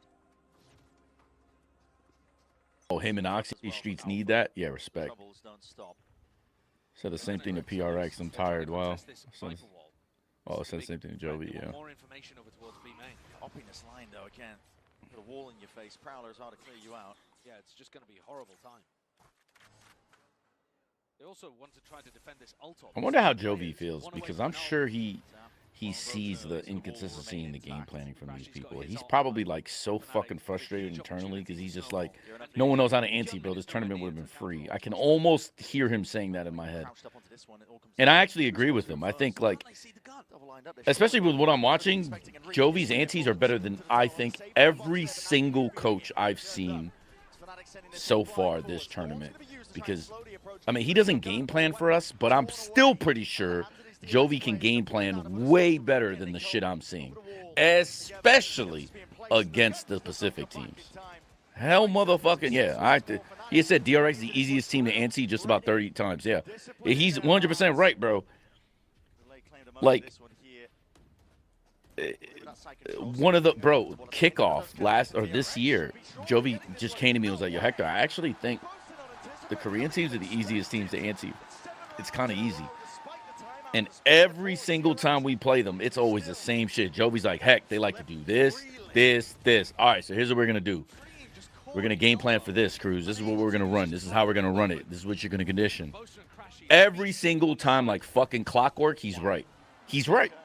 He's straight up right. He just knows. He's like, "Yep. Heck, I told you. They're going to do this. They're going to do this. They're going to do this. When this happens, this is normally what it means, but there's sometimes like a little thing here. All right, so we'll plan for both. Do we have anything that can plan for both? Yeah, we do. Good." Every single time, like fucking clockwork, bro. That is literally, I'm obviously like speeding through it, but that's pretty much what our meetings are like before games. Or not before games, like before the prep week. It's literally this. That's it. That's literally what it is. He's definitely been disappointed with the quality of macro play, but it's a rundown, mech stats meta. Yeah, but like that's not really what Valorant is. Because if Talon was here, I can very confidently say me and Jovi would not be having these problems. Because especially with the simple game plans that are being installed and what they're doing, our team would have been chilling. And now our aim kicks in. And aim-wise, I don't think any team in this tournament outside of PRX is at our level, especially DRX. I don't mean to be a dick, but Human got us in Season 1 for sure. Human went nuclear, dropping 30s on us. That is fine. Human did not have the same success when we played them next. And Human has struggled against some teams that we have bodied. So I still think, firepower-wise, I think Talon is better than DRX.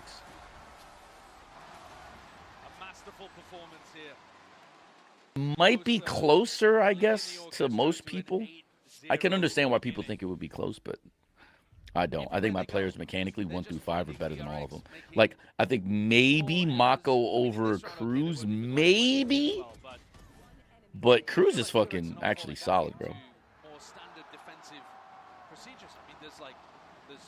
Yeah, but like I'm just saying, like, just pure mechanical. Forget the coaching and all that stuff. I think that is light work. I'm saying, like, just mechanically, I actually think our players are better. Like, I think Thai and Primi mechanically are better than Human and Flashback. And I like Human and Flashback a lot. I've been saying that since we played them in the offseason. I saw the vision with the roster. Only reason you guys aren't there, and because our for sure. I'm just saying, like, mechanically, I think 1-to-1. I still think, like, Bane isn't better than Jit or Killua. Bane is not better than Killua mechanically. I don't even. If people think that, I don't even know what to say now. Bane might be the clutch god. I don't think he's better than Jit at clutches, but he has certainly shown it in this tournament. So I will give Bane maybe the odd there only because he's shown it. But in reality, when you just look at the player, Bane is winning 1v1 clutches. Jit has won 1v3s, 1v2s consistently for me, like Hiko. That is way harder, in my opinion.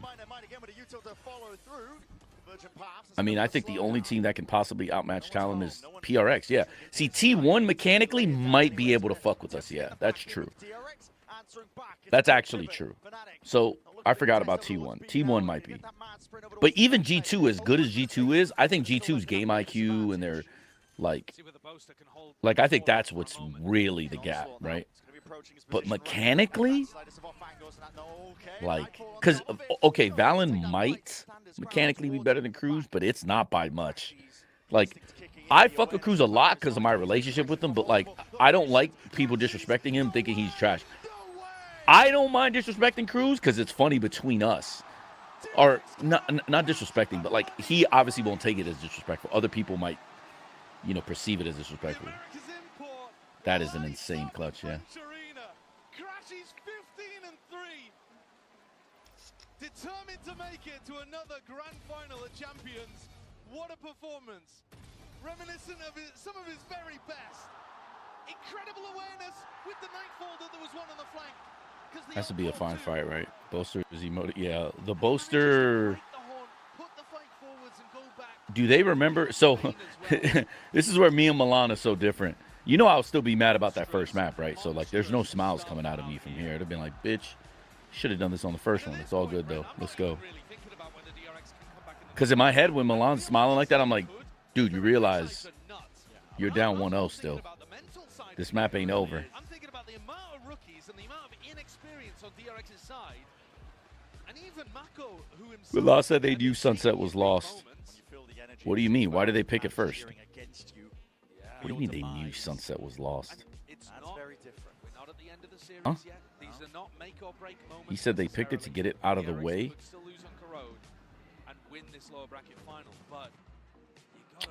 Okay, that's a strategy. I don't like doing that, but I understand. So, okay, I can understand it, but no, even with experience, me and Blade wouldn't do that in the best of 5. The map you want to get out the way, I usually put it as a map is like map 3. Like, basically, try to go out to a 2-0 lead, keep one strong map towards the end of the series, and then put the weaker ones basically like in the middle, because there's a bigger chance. So I think the philosophy on that for me and Blade from CSGO is sometimes teams have mental weaknesses, and if I'm beating you 2-0, you might just soft quit. Like, you might not have the fire and the passion to come back that you need, you know, all that stuff. You might just give me the third map because you're just trash. And, like, you just know you're going to lose, so you're just, like, going through the motions by going through your set play, right? Like a small example, you probably won't ever push a smoke, right? Because, like, you know, you're down 2-0, you're afraid to lose, you don't want to lose, you don't have the will to fight to win, so you're not going to take a gamble by, like, pushing through the smoke, right? That's the psychological reason why we do that in CS. But you got to keep one good map towards the end of the series. If not, you just get like, you know, the normal, like, reverse sweat or sweep thing. That's why you do that. In my opinion, that's I think the more effective strategy. You try to go 2-0 because it's the only way to guarantee, or not guarantee, it's the only way to open up the potential weakness of a team's mental, really. So starting down 0-1 and then ramping up is good if you, like my first Talon team. That's a strategy I would have employed, because our first maps, if you remember, we lost every first map almost the whole year, right? Even if it was our map pick. So I would do that then for sure. But Fnatic is too experienced. So if you're experienced, jump out to the 2-0. The inexperienced teams with rookies might soft quit like them. So if I was on Fnatic, I would have never employed that strategy. That's why I don't think what Milan said is actually as smart, given the roster he has. But, I mean, he knows them better than I do. So he might have made the right choice. It's just not one I would have thought is, like, yeah, the move. Mental map and then 3-0 ideally, yeah. Well, the other thing about that too is, like, you got to often you should try. You should try a 50-50 map as, like, later in the series, because you got to try. I mean, front loading or back loading. So RQ backloaded the veto in Japan, right? But if you think about it, that should have backfired, because we should have 3-0'd them. We lost 2 pistols, 2 thrifties, and we lost a 1v3 to end the map. And then on Sunset, we should have beat them. We were up 12-9, and we just choked. And the 12-11 round is the biggest choke I've ever experienced as a team. So Fnatic gets ass at Sunset. Yeah, so the 50-50 map to me should have been map 3. Or I would have done it map 3. I don't want to, because, like, here's the logic, though. If you go down 0-1 and then you have another bad map, Like, I thought DRX should have won this because they have more experience on Corrode. Fnatic doesn't even play Corrode. Well, what if they lose this? Now they're down 0-2. That's kind of cooked. Fnatic stopped moving with the same confidence. Yeah. Make Olive Garden right now. Oh, Mako Olive Garden right now. As soon as you said that, they won right. Yeah, I mean, who cares, bro? What do you mean we're getting iced A main 2 times now? Yeah. Like, Fnatic shouldn't have been in any position to 10-0 anybody on this map. They don't even play it. They have one script, one game plan on this map that hasn't been actually tested in an official. From one side to the other, it's brutal to work with, and there's a gap here, an angle not expected. DRX is the better Corrode team. A trick with it. A-Link is going to be contested. They might be overcooking this. Also, I think our roster would have destroyed Fnatic on Corrode. I think this would have been our pick against them, actually. But he's been pulled back off to the side. We'll see if he can exit out into them. Flash is held into the hand, but again, their weapons removed, but not inspecting it, not clearing it. Finally, the weapons are free into their hands. Youngmin trying to jump onto the chance, but Alpha! He's a monster, man! Tucked into the corner. It's a nightmare of a round that's been turned here for DRX. Thought the time could have got away from them, but now it's left up to Bane, and at this point, they know exactly where he stands. 11-1. Unreal domination to answer. I think Corrode's a cool map. It's okay. It's not my favorite map, but it's all right. A lot of pros say they hit it. I don't listen to those dweebs. Okay, so they hate every map because pros don't like Abyss, don't like Icebox, don't like Breeze. Do they like any map? You know, me and Jovi thought it was... So, Jovi, from the beginning, thought it played like Ascent, for sure.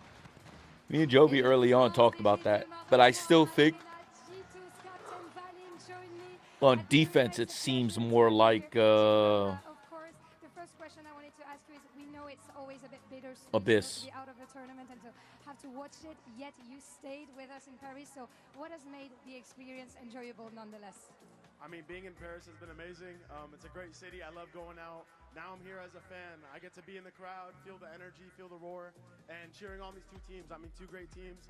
It's been a blast, man. I've been enjoying this side of the competition as well.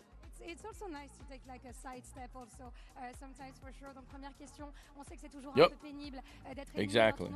So I've been thinking about it like Abyss. On defense especially. So. Aussi avec le public, regardez ces deux énormes équipes s'affronter et j'ai aussi eu le temps de visiter Paris, passer un peu de temps, sortir aussi et j'aime beaucoup la ville. And now I'm gonna have to ask you the mastermind to judge two masterminds. The battle of masterminds here between Mako and Boaster. We know they're very good IGLs, different styles, but who do you see victorious on this series and why? I mean, if you see the energy from Boaster right now, I gotta say Boaster. He's putting on a show for all those European fans out here in Paris. He's looking like a king out there. Someone I look up to. I mean, he's a great leader for his team, bringing in the energy after a hard map one. And now they're up 11-1, so I gotta say Boaster. Yeah, they're having a great recovery on this map. Donc deuxième question, plutôt Boaster ou plutôt Mako en IGL? Et ben j'ai envie de dire Boaster. Vous avez vu les danses qu'il nous fait, l'énergie qu'il nous met ici. C'est quelqu'un qui m'inspire beaucoup et je le regarde aussi de très près. Merci beaucoup, Valine. Merci les gars. Merci les gars. Thank you so much. Thank you for joining me. Let's what the fuck does that mean, Mercy les gars?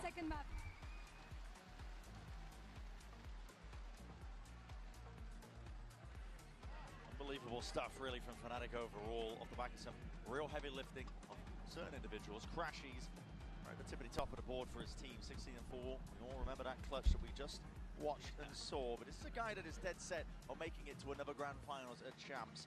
Doing it for his team. My back is cooked, bro. Taste of it. Something that Fnatic have never really been able to grasp. It's the furthest they've ever gotten in Champs. Yeah, you know the funny thing too is, the team that Crashies had to beat in order to make that grand finals was Mako's DRX. Yeah. And that was an incredible barn burner of a game. Lower bracket final in 2022 at Champions. Went all the way. Full 5-map series that left DRX heartbroken, shattered, and hit their ceiling that they've never quite been able to repeat. here managed it and looking to take that one step further along, but it would be one. I know, actually. It means thanks, guys. Oh, merci les goûts. I'm not even ready to discuss it at this point. This is really just looking ahead to. Yeah, I don't have Cam next to me. If I did, because she speaks French, so it's like. Across the borders, a wall in your face, a lot of damage and bullets coming on either way, but Alpha falls. I was also bummed out for her to not go because it would have been cool. The Jovi ass Cam. That's so funny. Yeah. Over towards B, but calling again for the pause. Flashback doesn't have that gate crash to be able to enter, but Hyunmin still with his engagement Might hear these abilities. footsteps potentially. Yeah. He's walking around. Okay, freeing. Watchful eye on it. Both teams looking to try to punish any defensive maneuvers from their other. Freeing spots out some players in mid as well, so can give that info to Mako that A is probably going to be a little weaker.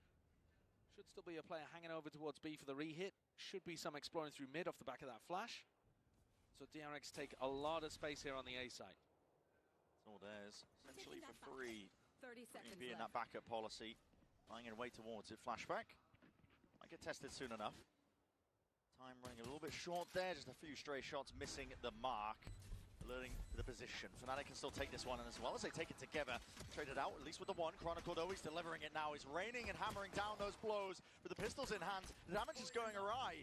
Not really landing onto the opposition, but as I say that, it's Bane to be the one to collect. Over the course of this Bro, tournament, DRX is so bad, bro. It's so fucked. Again, it's just one piece of the puzzle in a map Like, this. it's so fucked. Tactically, it's just buns, bro. That's the kind of thing that they Human and Flashback are just fucking incredible, bro. But there's just Yeah, man. It's all you got to do is study. You just got to look at their games enough, and you can almost tell exactly what they're gonna do before they do it. And it's not to say that DRX don't have any. You know, like it's kind of funny to say this, but like Tom Brady had this thing on I think it was the Colin Cowherd show like years ago. There's like a clip from like 2 years ago where he's basically like, before every game, I just studied the defensive coordinator well enough to where like I know him as well as I know my own offense. Like if I could just get to a point where I can start guessing what they're gonna do and they do it, I know I'm ready for it. And that's like the one piece of advice I would always give like young coaches is like, because people always ask me like, how do you answer you, how do you do this and how do you do that? It's just start studying and then start testing yourself. Like go back and see if, I mean, you got to try to like not cheat it, of course, because you may learn it by memory. But then start guessing what they'll do before they do it. Like pre-round, 10, 15 seconds into the round, pause. Where do I think they're going to end from here? Who's going to get first contact and why? Like obviously if it isn't easy.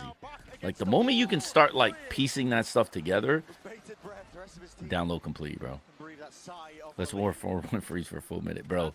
That's all teams do. That is the RRQ special, bro. Let's do nothing. Yeah. Let's do nothing. And then group up 4150 GG. And for some reason that shit's hard because people are bitch and don't know how to hit the gap, which is a fucking different story. Now there is no bonus. DRX Bums. have to force. Look at the weapons. And they have to win. Yeah, the weapons themselves are not great, are they? Double Two Guardians. Odin on the other side of Fnatic. Oh. The let's do nothing strat works only if you play with bitches. Yeah. Because you know what you're supposed to do? Like in CS. Okay, let me give you an example. Well, I should probably give you a Valorant example. Okay, I'll give you a Valorant example. The team does something A main, right? Start of the round, you're in a flat default. Straight up flat default. One sewer, one long, one B, one garage, one C. Round starts. A main control. Everybody does their A main control shit. Okay, what should you do then? You know what a good protocol is? Immediately, can I get a jump spot B after NC goes quiet? You don't even need to use a Sova Dart. You know what should happen after 5 seconds? A quick jump spot B. Right? Or some sort of spot check B. You could be jump spot, you can go back right and do a jiggle, whatever you want to do. I don't give a fuck. But just clear window, basically. Just like clear window, clear that path. Okay, so you know they're not throwing util and going and like running B, right? So now you know that's the first thing down. Okay, cool. What should you do next? Do you have a cipher? Okay. Did you use camera early? If the answer is no, camera down C long, check the line. Nothing C long. Mid's clear, C's clear. Where can they be? Sova, give me a dart or a drone now, right? Sewer. Let's say he's like not down sewer. Let's say he's in like sandwich area. Right there, you can literally pin down most likely where they are. Let's say the drone tags 1 or 2. GG. GG. 5v3 to 2v3. Yeah, it's just like that, bro. Looking for that reaction, looking to see where these players are lying around. Snappy in the end, but the reactions need to be sharper than that. Not too many bullets left remaining. Time under the fuse. Time again is drifting. Boaster to be defended as a half onto it, a tap. Time wait, what? Still away for it. Where's the swing? Free must have crashed or something, man. Where is it? He's just not even. Yeah, he hasn't moved. It's so unfortunate. He's just AFK in B-Link. Oh, man. He's just sat there with a Guardian. I mean, that's a tech pause for sure, but that is straight at the end of the round. If I'm them, I just eat the tech pause now because it doesn't really matter. But I tell them that if a situation like that happens again, you need to give it to us back because that's just fucked.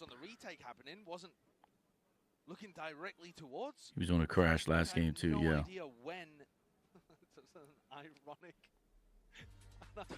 Damn. High five there. Yeah, well done. Clean that one up easy. Good job, yeah. That is... Nah. I don't think DRX would do that at the time. It's down 12-3. There's no way. Or 11-3. Sorry, 12-3, sorry. Well, it was 11-3, really. But they're going to have to give them... They're going to have to give them the game, so... Do you play chess.com? Yeah. I used to do puzzles every day. Now I just don't even care. There's another one. It's a kind of round. I haven't been doing it in a while. Just got to get it out of your mind if you get onto the next map. You got to not really be thinking about what could have been. No. There was a real chance there in that spot. That's just a heartbreaker of a round for freeing to crash at. What do you think happened to PRX yesterday? Nothing. The same thing that happens to them happened to them all tournament. They got lucky that they beat G2 the way that they played. They won 3 5v3s on one map on Lotus. Like, that was like talent level shit. We did it 3 rounds in a row versus Vitality and Champs. But they gave up 3 5v3s G2. G2 should have beat them too. You live and die by the sword. I thought I didn't like the macro decisions. I thought the game plan was a little weird too. Especially versus DRX. That one was embarrassing to me. Like, I don't know. I thought the players, and yeah, it's just, yeah. If Forsaken didn't play as well as he did, PRX lose that. It's fucking crazy. It's just game plan, bro. The game plans going into these matches have been so fucking atrocious, bro. And I don't get it. I don't understand, man. I don't. But it is what it is, bro. Do you think Mini was a good choice with PRX? Maybe the style doesn't work together. I mean, clearly he had an effect and he helped and like it was good. I don't know. Like, I'm not gonna blame coaches or any of that stuff. I mean, yeah, they're the ones game planning, but like sometimes you can just fuck up. But like you should have the fucking at least awareness to be like, you know, yeah, my game plan was just really bad. Or they had a good game plan, but the players didn't listen and did something else. Because that happens too. They're scrimming an official 0 anti-prep. PRX, right? I don't know. It kind of felt that way versus DRX because I was surprised that like it seemed like they didn't know how DRX plays. And I'm like, what? I don't think Pacific teams should be surprised by fucking PRX or DRX at all. Because I'll also tell you, I think if RRQ played DRX, RRQ would have beat them. Because I know they would have anteed them. Given the choice, would you co-coach PRX?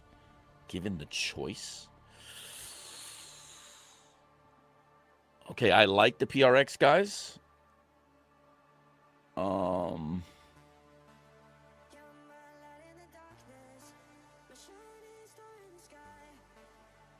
I think ultimately my answer would be no. But I will admit that I think it would be so fun. Like, if I was younger, I would probably do it just to hang out with Alex, Ilya, David, like Jason, like just to be a part of, like, just to actually just be able to hang out and chill, enjoy Valorant, and actually, like, you know, I'll help them and do all that stuff. That's like the Valorant part's easy. Like, just to do that, yes, I probably would want to. I think it would be so fun if I was younger.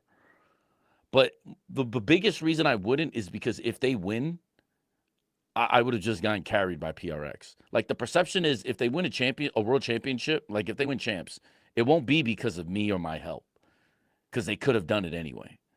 And for that reason, I don't think I would go, because I wouldn't get any credit for, like, in order for me to get the things I want, right, it won't help me. Like, they don't help me achieve a goal. Sure, you know, champs, coach DRX instead replaced Termy. Lol.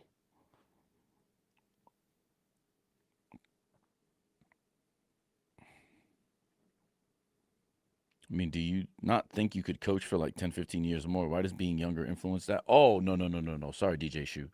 Why age influences me is because I'm living in Asia, but my family, like my father's poor in health. He's in America. If I'm younger and my dad's younger, my mom's younger, I can spend the time in a foreign country doing, you know, pursuing a passion or a dream, right?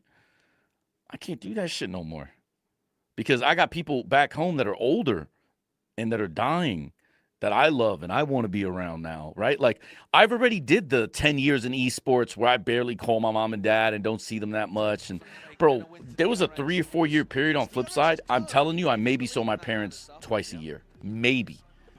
Once for Christmas, by the way, so that barely even counts.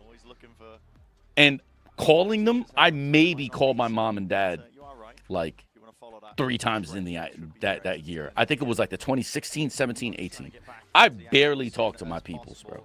Barely. Now, that's on me. I don't do that anymore. Now I try to call my mom every other day, at least if I can. I don't talk to my dad as frequently, even though he gets butthurt about that. They're married, but I just happen to just call my mom more. You know, my sister now, me and her talk a lot more than we did, but like there were years where I just did not talk to anybody. I was a fucking ghost. I'm not trying to do that shit no more. Straight up, I'm not trying to do that no more. So I love Korea, but I'm not living in Korea for the next 10, 15 years. I'm not even living in Korea the next 2 or 3 years. If I go back to Korea, it is for 1 year and 1 year only. That is it. This is now a tactical timeout. An opportunity for the coaches to actually. They rolled the whole round back? Why? They know what they're going to be up against. They know the kind Anyways, of whatever. The DRX This is just unfair for Nevada. Yeah, that's kind of crazy. When Boaster last faced against DRX, that is actually fucking crazy. He said the key is to disrupt them before they get into execute. 100 T nade shot. No, 100 T guys. This 100 T things. Listen, I enjoyed my time with the people that worked here. I have a lot of respect for what 100 Thieves built. I felt they had the best partnerships team in all of esports, especially during the pandemic for sure. You guys have to understand something. The upper management at 100 Thieves are so egotistical. They can't come to. They will never ever admit that they were wrong about anything, including firing a coach. Instead, they would rather, on their own volition, just keep throwing darts at the dartboard. If you guys knew who was rebuilding 100 Thieves right now, you would laugh. You would actually laugh. And I'm not going to say it doesn't matter. It is what it is. But, like, this 100 Thieves Frost stuff, guys, has to stop.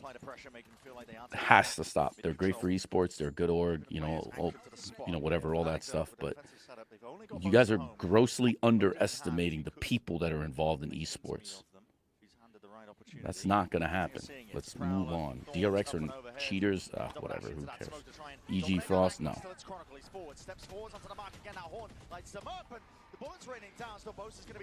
You know what you guys should be mad at? Straight up. You guys should be mad at the fact that Andre doesn't have any offers, by the way. I am incensed by that, by the way. I'm not trying to air out Andre's business, but I'm just saying, if I told you the teams that said no to Andre, you would laugh. Because all of you would be like, wait a minute, he fits perfectly on that squad. Yeah, I know. Actually, if you want to bring up one thing, I will say this. 100 Thieves isn't even giving Andre consideration. Do you know how brain dead that is? Actually, do you guys understand how brain dead that is? Yes, baby bay. Can you guys believe how brain dead this is? So if you guys are going to 100 Thieves anything, it better be about that guy, not this guy. Isn't Sentinel role kind of saturated, though? Andre can duelist, he can Sentinel. Also, can we be honest? Who is better? Who's a smarter Sentinel at the moment? What, Cryo's going to transition to the fucking Sentinel? Get the fuck out of here, man. His game is, he's better on Controller than he is on Sentinel. Let's just be honest about this. You want Cryo to walk up, take a timing? Please.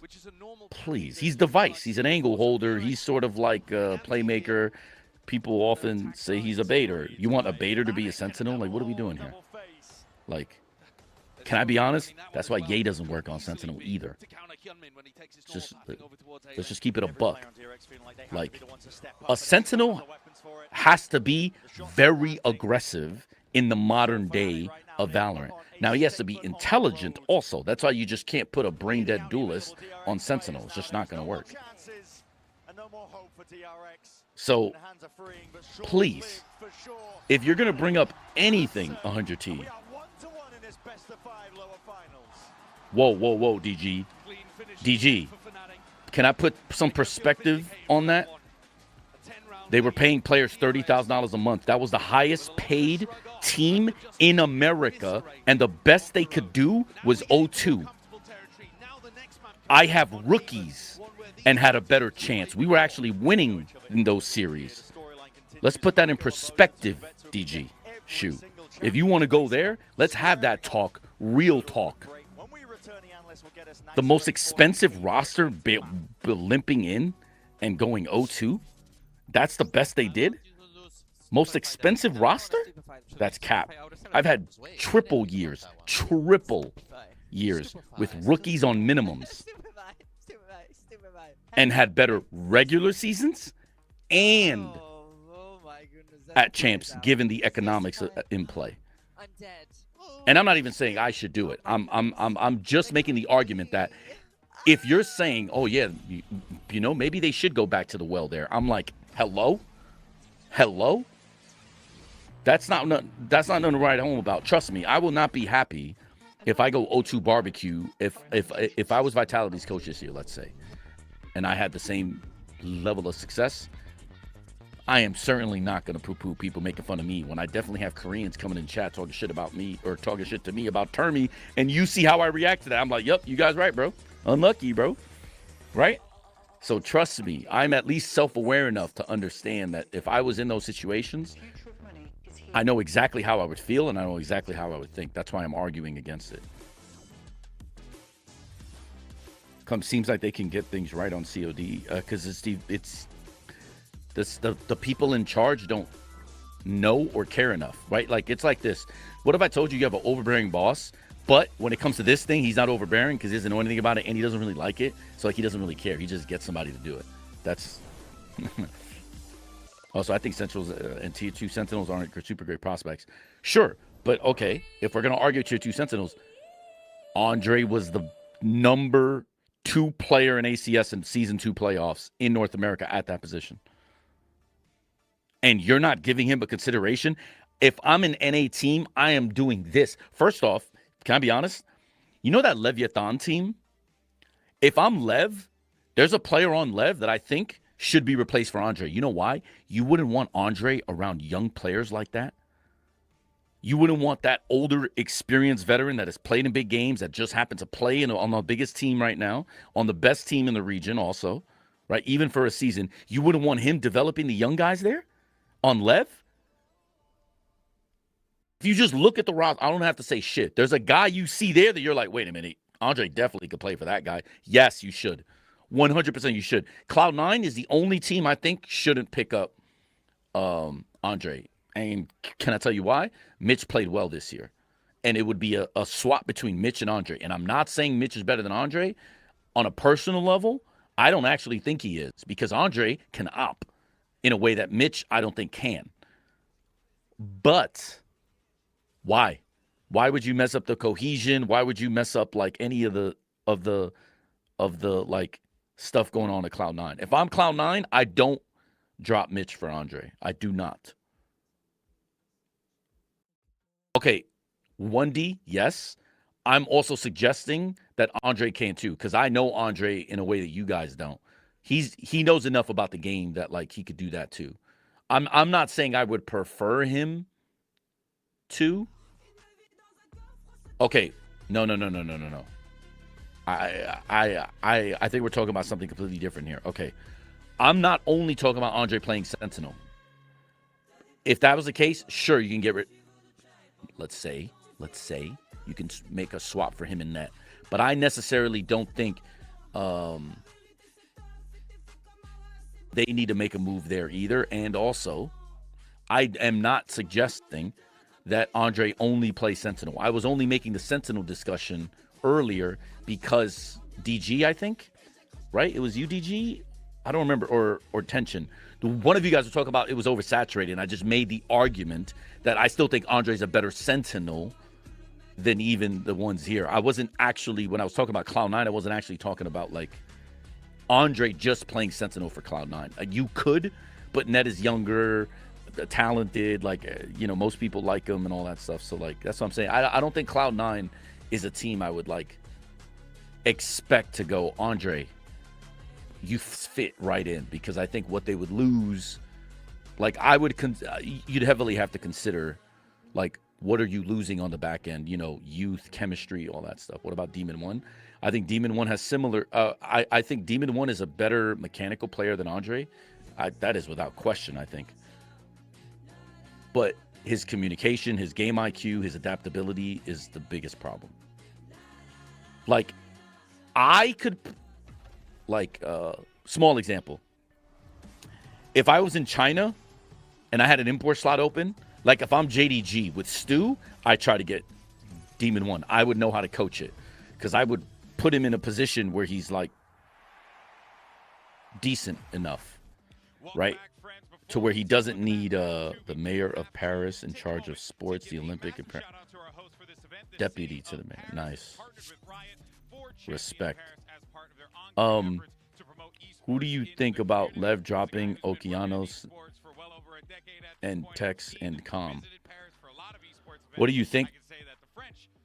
I think the roster they have right now, if coached well, can compete in a much stronger way than this roster could, the one that you mentioned.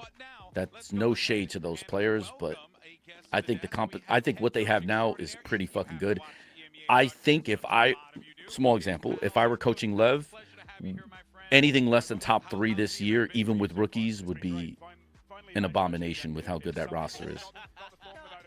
I think that Lev roster should be very good. I just expect it to go the last way the Lev roster went first season of franchising, where everybody thought that team was going to be the preseason best, and then all of a sudden they do nothing because, but that roster could do well. Demon 1 was just utilized good at EG, but he's not a good player who can always fit in. I would agree. I think my problem with Max is just he hasn't evolved. His game IQ hasn't jumped off the page now. He's not learning. Like, even, I mean, I can't blame him for what happened with DRG, but yeah. My opinion, Sato is like human local talent, but unlucky. I agree. As a matter of fact, I'm not trying to bully anybody, but there's a few teams in VCT that I think dropped the fucking ball with Sato, Luxo, like players like Satellite, Redux, like Oxy. They were sleeping at the wheel with these guys. So I'm just wrapping back to the Sen City discussion. Your point about how much money they invested in their zero, that's why I think Kaplan needs to go. Everyone keeps saying that, but like, I will also say this: they qualified for everything, And they replaced 2 legends of the game, bro. Replacing Saucy and Tens is really hard. And having them at least qualify for everything should mean something. Straight up, it should mean something. But Cloud9 is on a budget. Think of Cloud9 as like Furia or Talon or like a lot of these other companies. Like Secret. Like that's the level they're at now. Cloud9 is not competing for World Championships anymore. They don't have the money. They don't have the infrastructure. They don't have the resources. Mitch and Net needs to go. I mean, okay, but who do you get to at that salary? This is my problem. What do you think about the rollbacks? I think they're so stupid. I don't understand why they're changing the rules. This is not DRX's fault, but I don't understand. Normally, if a kill happens in a round, you can't roll it back. That's the fucking rule. This guy's in a 1v2, 1v3 clutch, and they roll it back? Hello? Anyways. So why even when C9, why they've wasted almost $400 million? That's why, bro.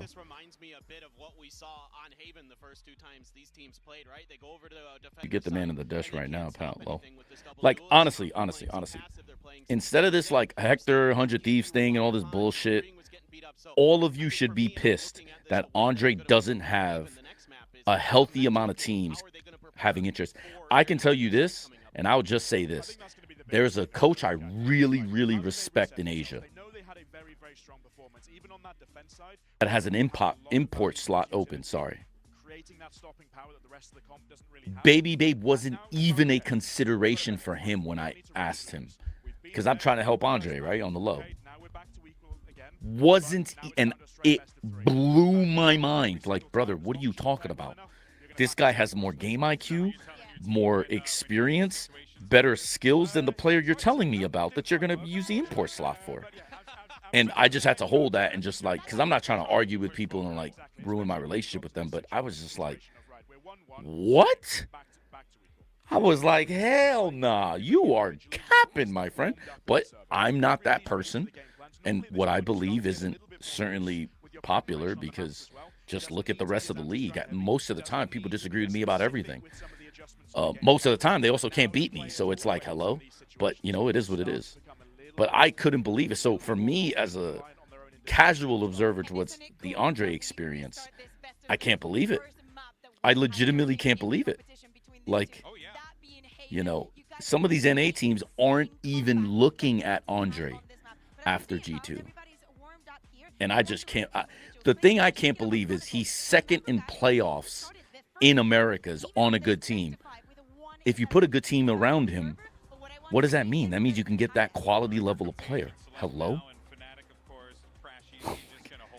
Does Russia count as an import slot in APAC? Yes. And the thing that sucks about that, too, is some of these guys have been there for 4 or 5 years. Like, but in League of Legends, you don't count as an import anymore after, I think, 2 or 3 years. So, do you think they'd alt up for on purpose? I do not think DRX will do that. They are not. No. It is DRX's fault, though, since they know themselves the rules and ask for a rollback. It is what it is, but, like, the admin shouldn't be giving it to him. DRX is trying to win the game, bro. Replacing Tens is so hard, bro. Not even mechanic. Like, it's yeah, so I'm saying, like, I kind of think Sentinels were successful. I think they need to get better in a lot of areas. I think their defense is trash, and I think their macro is horrible on attack. They have to fix these problems. Their executes are fine. Their individual skill is fine. It looks like they have a lot of good things, but some of these areas just are really killing them, especially their defense. I was so unhappy with the amount of Haven they played and how bad their defense is, and I was even unhappy with Zach. I love Zekin, but Zekin on defense looks absolutely fucking lost on Neon. If I'm him, I call up Governor, which he won't do because people have ego, and I'm like, brother, how the hell were you guys so good on Haven? I'm playing Neon, you play Neon. What the fuck? What advice can you give me? Obviously, people won't do that because they're just, you know, players have egos. But, like, this is why I love Nats. Nats doesn't give a fuck, bro. You could be a tier 4 bum. If he sees that what you do is really successful and he tries it, he'll instantly hit you up and be like, yo, what's up? Nats does not have the superstar ego people think. Another player that was like that, Nitro. People don't know. Nitro's like the chillest superstar I've ever, well, Cooks here is, but Nitro's the second chillest superstar I've ever had. Straight up. does not give a fuck, bro. If what you say can help him and he believes it, because, I mean, obviously, if you're a nobody, he's probably going to be weary of you. But I'm saying, like, if he believes that you can help him, he will take advice and he will see if it will work in that. Bro, like, I don't think Sentinels players will do that, but I'm telling you, it's not a simple fix, but it is It is a manageable fix.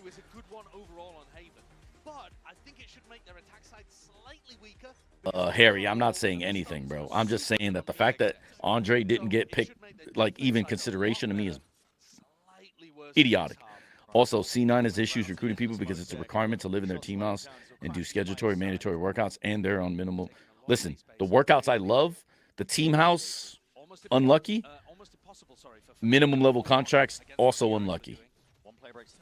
But I don't think C9 should be made fun of for that. The working out part. And players just need to get over themselves. C9 have no funds and no ambition. Riot should remove them in 27. I'm not saying that, but there's a lot of teams. There are a lot of teams all over VCT that are going to get plucked from the system. Also, there's one team in Americas that still deserve it more than anybody. You guys could probably guess who I'm talking about. They have cooks in the kitchen, you know what I mean? Could Jargemo compete in APAC without it counting as an import? If he has a Vietnamese passport, I think he's Vietnamese, right? He has a Vietnamese passport, but he doesn't, so. Tim was watching Gabi VODs in the day to get game on free kills. Listen, I respect it, bro. Aren't you that way? Sorry, Bluebin. I don't know what context you mean. It's going. Oh, he's Filipino. If he has a passport, then yeah. If C9 is giving me a min contract and I have to live in a team house and workouts, I'm doing it. Right. That's what I'm saying. Like, I don't know why people are complaining about that. Like, what the fuck are you talking about? EG doesn't have a long-term future in, I think, the Valorant sphere. So, yeah. No.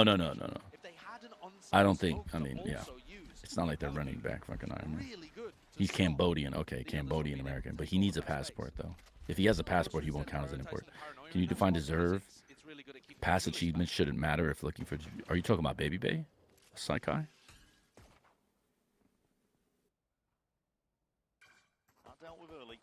Means in the context of being willing to learn from someone who you think can help. Oh, yeah. Yeah. I mean, because, you know, I don't know. I was always... Yeah, I've never had that level of ego like that about that stuff. Did you hear about the mess from EG? Oh, yeah, I know about Samael. That's a funny story. We found Samael. Before EG picked him up for the DPC, or the... No, back then it was called DAC, I think. From EG. Samael, Yawar, Garter were on Flipside. It's so fucked, bro. Anyways, but yeah, I've known Samael forever, actually. I don't, like, talk to him much anymore or whatever, but yeah. Didn't you used to play Dota at a high level? Yes. You said one team in America deserved to stay. Oh, didn't deserve to stay. Did not. Did not. And that is overwhelmingly Furia. Furia should not be allowed in VCT, how they are. Harry, because I ran my own org and grinded with both my own money from my job. Early in Flipside, the money I made went into Flipside. I was literally working. Obviously, I was living in my parents' house for free, but I was working to pay other people. It's crazy. So I had to learn Rocket League, Counter-Strike, all these games because it was my money. So, like, that's why I ended up coaching in all these games and have the titles and championships in all these games because, like, I literally didn't want my company to fail, so I just trusted myself more than anybody else. Actually, 100 Thieves' first roster would have been Flipside if we received investment at all. Because the only reason I ended up on 100 Thieves in the first place was because Hiko wanted to make a team in Valorant. And I said, yo, let's do it, because I had already coached him before in CS because he played on Flipside for a little bit. Oni Pixel be in the face of Valorant now? Well, I think a lot of CS guys that talk shit about Valorant secretly do like Valorant. They just want to seem cool in their sphere. I got a problem with Oni Pixel. I think he's cool. I remember him early on in CS, Him and Mr. Tweeday were two guys that I remember on the come up. I don't know what's happened to Tweeday now. I don't really see him anywhere, but yeah. Can you elaborate on your love of Menard? I see you retweet about him all the time. Puppy petter. Mena is family. Okay, sorry. I don't think people in Valorant know this. Mena RD and me are like this. He's family. Mena, before he was a pro, was always around the Flipside players. Stood at the Flipside house, ate my food. I paid sometimes for his hotels and like all this bullshit so he could just like compete in tournaments. And then all of a sudden, Mena became the GOAT. And it's like, I still can't believe it. Because, like, I remember him when he wasn't even a thing. Like, it's just so funny. Like, so Mena RD, the reason why I tweet about Mena and stuff is because literally he's family. But funny story about that, there's a lot of Valorant orgs that are trying to sign Mena, and the Valorant orgs that either disrespected me in interviews or didn't sign me, I keep telling Mena, no, no, no, and he doesn't go to them. There's one Japanese team, I'm not going to say who, but there's a Japanese team that the CEO is begging Mena to join. And he doesn't realize that I'm the reason that's not happening. And I don't mind bragging about that because I think that is so funny. Because it's so poetic that little old me, you know, people think it's okay to clown on. But for some reason, my little homie, the GOAT of the FGC now, everyone wants, and they don't realize he comes to me for everything. Absolutely everything. So it's just so hilarious that happened. So it's like, oh, really? Fuck off. GG shoot, bro. I dead ass on Flipside to come back into Val. It would have. Andre was cooking when he said that. I know. The thing is, I don't have the money, bro. Like, look who I'm competing with. I'm competing with, like, you know, the big boys. Psyche, yes. I'll say that proudly. They don't even realize. And they're never going to get them because of me. And I say that proudly. You need to tap into the Chinese market. Everyone keeps saying that, bro. Yo, we got any money bags in chat? Someone wants to fund a bare bones staff and enough money to for Flipside, right? Feed and field a roster. We got you. We'll rally the Avengers, but the Avengers ain't free. Teams running set executes. DRX second to none at this tournament. But yeah, bro, it's cooked, bro. Autumn, yeah, tap into the Chinese micer, bro. What up, Autumn? The boy. I'm a mod you, Autumn. Just so I know you have, yeah. My boy. I didn't even realize you were on Twitch, brother. But, you know, I get it. What's up, family? So, okay, here's the thing about the China buff that people say, right? So everyone's telling me to. But my problem is I think I'm too outspoken for China. So my fear is not like sociopolitically. I'm not going to get into that nonsense, right? So that's not what I'm worried about. I'm not worried about the, you know, Chinese Taipei or Taiwan stuff. That's not that stuff is not how I'm going to get into trouble. The trouble will be like the stuff that happened with Termi, where you have these cultural differences. I'm a, you know, outspoken guy. You know, somebody asked me a question, I'm just going to tell them the truth. Like, that's where I think the issue, yes, he's not Chinese. That's the Australian player, Autumn, that played for FPX, a Chinese team, yes. So my fear for China is that it's like a repeat of some of the political dynamics that exist. Or it's not even socio-political. It's like interpersonal dynamics that are just different in China. And I wouldn't know. Like, I don't know if, like, I'm more afraid of it than I should be. But given the lesson I received in Korea from Koreans, now I'm like, you know. They've looked at the previous game. They know where DRX like to play from, but Freeing's position is so smart. It's just out of all the danger. I mean, wouldn't you want Menard to join his best possible opportunity? But why do you think that's his best possible opportunity?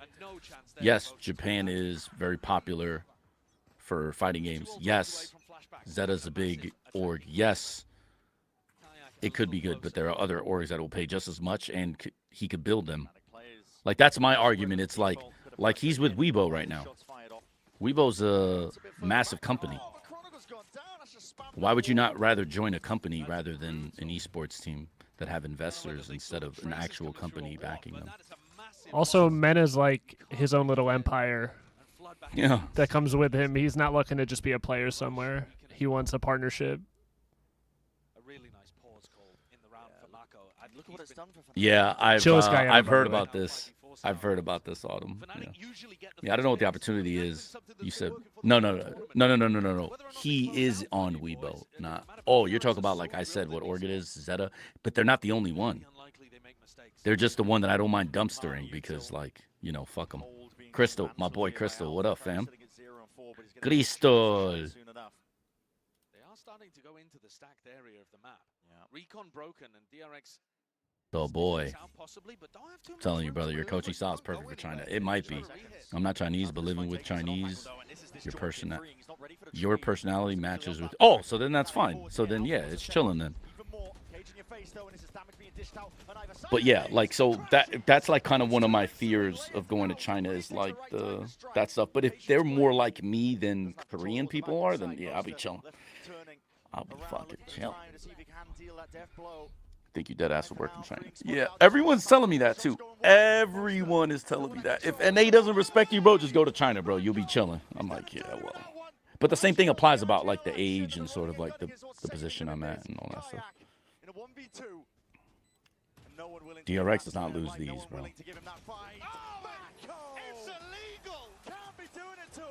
Mako is just cooking. Coach with Fade, make Fade your assistant coach.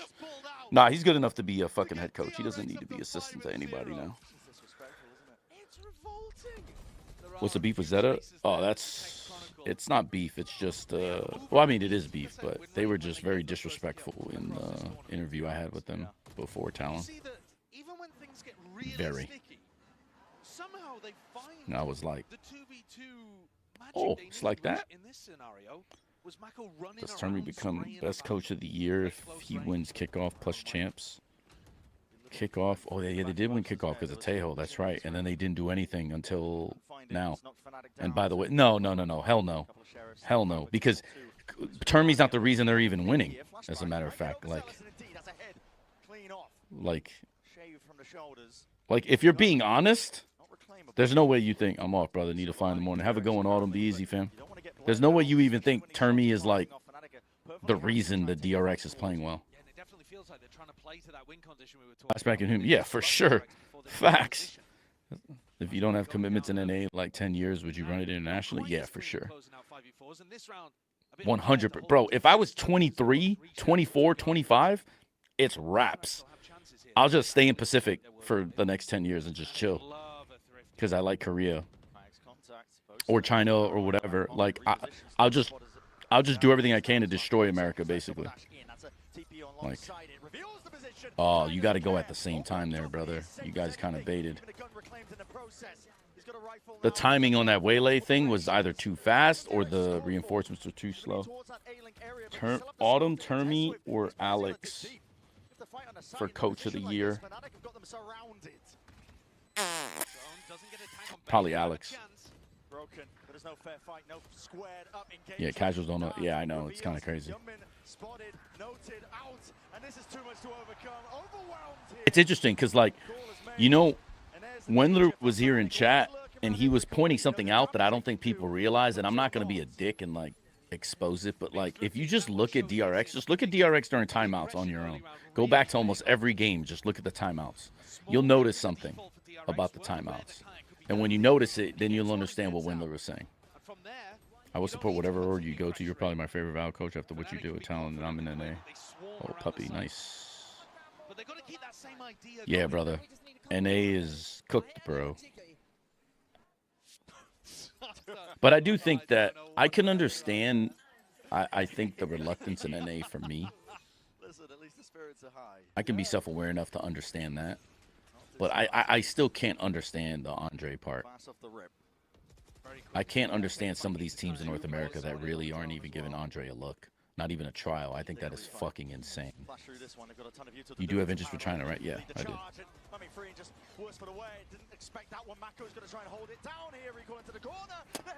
I have more interest from China than I do North America, which to me is still crazy. I mean, connections means more than anything. Yeah, but that's cooked. Did you check that VCT China doing their whole split on Roadshow? I did, actually. I am not a big fan of that, but yeah, that's tough. I think it's just too much. I think it's just too taxing on the body. And too because you're gonna lose practice days, and it's just not worth it, I think. Yo, Crystal, say something, bro. Motherfuckers out here creeping. 100% because people think he was good because G2. But even if you think Andre's... So, here's another thing that I hope by the time I'm finished, you guys start looking at just everything in Valorant this way. Okay. Andre was only good because of G2. Okay, cool. Is your team better than G2? Answer is no. Wouldn't you want to pay someone? Like, wouldn't you pay money to figure out why G2 is so good? And if it's something that they're doing with their system, not just the players? Don't you want to know if you're every other org, right? They've consistently beat your ass for 2 years. Don't you want to understand why? So isn't paying Andre as your worst player, let's say, a salary to be on your team, but also to bring all the G2 stuff he learned onto your team? Isn't that worth it? Like, if you're beating my ass, why am I not trying to do what you do? Or at least trying to, like, close the gap by, like, bringing what you do in my game, right? That's one. Two. Okay, Andre's only good with G2. Sure. Let's assume this is true. Two. Andre was around Leaf. Andre was around, in my opinion, I think Jonah's one of the best initiator players in the world. So, Jonah and Valen is probably the best IGL, right, in America. Okay, so for those three things, why don't I offer Andre a 6-man spot? Or, like, yeah, something of the sort. Because I still think as your worst player on the team, if Andre's the worst player on your team, you're going to be fucking good, bro. So, don't you want him to help those positions, too, with what he's learned about those players? So forget just the G2 and Josh RT strategy, like the whole like technical stuff. Wow. He tried to pretend like it was fake, I think, no? Sorry, now I'm paying attention around. Damn, nice. Okay, so I just talked about system, coach. He can, like, help fix systems. Now I just gave you 3 positions that he can add value to. Why are GMs or coaches that have the say not thinking about this? Oh, I'll tell you why. Because they're not qualified to be in the position that they currently hold anyway. This is the problem with North America. Like, you know who is smart enough to do this? My GM at fucking Talon, Dohoon, is smart enough to do this. Obviously, he has no reason to do this now because of the Thai team. I'm just saying, like, in general, you know who's smart enough to make a move like that? Him. But in America, I don't know. It's to me crazy that Andre is telling me, yeah, I have like no options in America, bro. And I'm just like, how? Hello? That shit is crazy, bro. And yes, Sonny, I know it's ego, but it's just fucking crazy. It's just rough. Something also has beef with Zeta, RQ, and other teams. They refused to even give him a trial when he was putting up records in Tier 2 Japan while nobody team put. I am just going to say this. It is very difficult sometimes as a foreigner in VCT Pacific. And that's probably the closest I'll get to saying anything inflammatory. But trust me, I know. Crash. He just says, sit down, young buck. I love that. Feels like a lot of NA players only want to play with their friends. 100%. 100 Thieves has been doing that for 5 years. Lol. I'm dead serious. It's not only NA. In EU, same problem. Crystal, this shit is insane, bro. It's insane.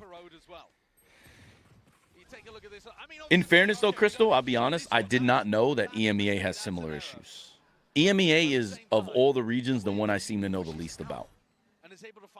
So I can't comment on EMEA. I will take your word for it, though, of course. But to me, it's just insane, bro.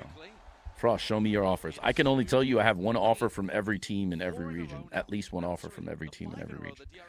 Some, obviously, I won't accept because of, you know, either roster or, you know, salary or something. But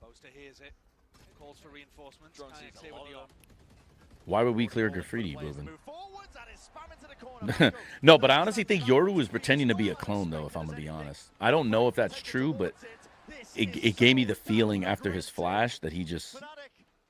I mean, don't get me started on the coaching situation in EMEA. Bala, Crystal said the same thing. Okay, I don't want to get into this soapbox about EMEA, but because you and Crystal confirm it, yeah, okay. Okay, EMEA might be worse than NA.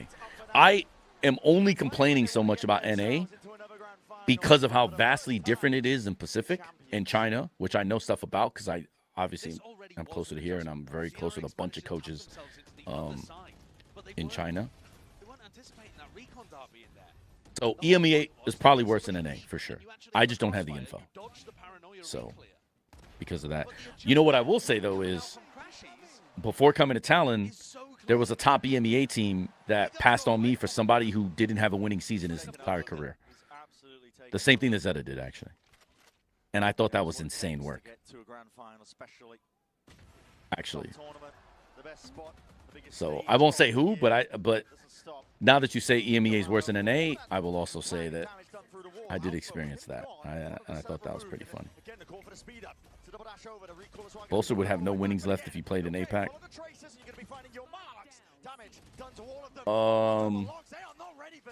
No, I think he would do well in APAC. I think he would do well in APAC, actually. You're thinking mechanically he won't get a lot of kills, but he's too smart to not have success in APAC. Nice 50-50 cross. Zoo, what up? He was moved. They probably just think about clearing. Yeah. Probably just, yeah. Oh, so he didn't. He wasn't pretending to be a thing. He would get fined for dancing in APAC. Oh, actually, Harry, yes. Yes, yes, yes, yes, yes. Yes, yes. APAC is, you know, in America, they call the NFL, the National Football League, the no fun league. Because if you celebrate, you get a penalty. Pacific is the NFL of Valorant. It is seriously the no fun league over there. Heading into the final round, guns on either side as well. So a straight up rifle round. Kayak. What's the problem with NA though, Nepo? Bala, yeah, so I was giving examples, but like to paraphrase, someone like Baby Bay isn't even getting trials from any of the NA teams that you think are trash and should. And it's and I gave reasons as to why. I'll quickly go through some of them. I basically said, one, he was around Josh RT, who's probably a better coach than all those teams have. He was around their system and their culture. Wouldn't you want to sign him just to bring that knowledge in because they've been kicking your ass for 2 years to improve your program? And then I said he was around Valen, best IGL in America. Jonah, in my opinion, one of the best initiator players in the world. And Leaf, one of the strongest sentinels in the world. Wouldn't you want to bring Baby Bay in to like share with your players that are playing those roles, like what they did? And then I basically said the third thing was like, I don't remember now, but in theory that was like the arguments I gave for why I'm so shocked that they're not even giving him a look. And then I basically just said that most of the people making these decisions They aren't even qualified to make the decision. That's why, in my opinion, they don't even value the things I already just mentioned. Because the fact that Andre isn't getting trials as the second-rated player in North American playoffs playing on G2 is, to me, a criminal offense. And I'm not even his lawyer. I'm not even – I know everybody's like, oh, Spike Talk, we're cool and stuff. But, like, I'm actually just talking as a coach. Like, I'm not even actually talking about, like, my relationship with him. I don't even give a fuck. Like, why do I want Andre to be good in a region that I'm in? Let's say I go to NA.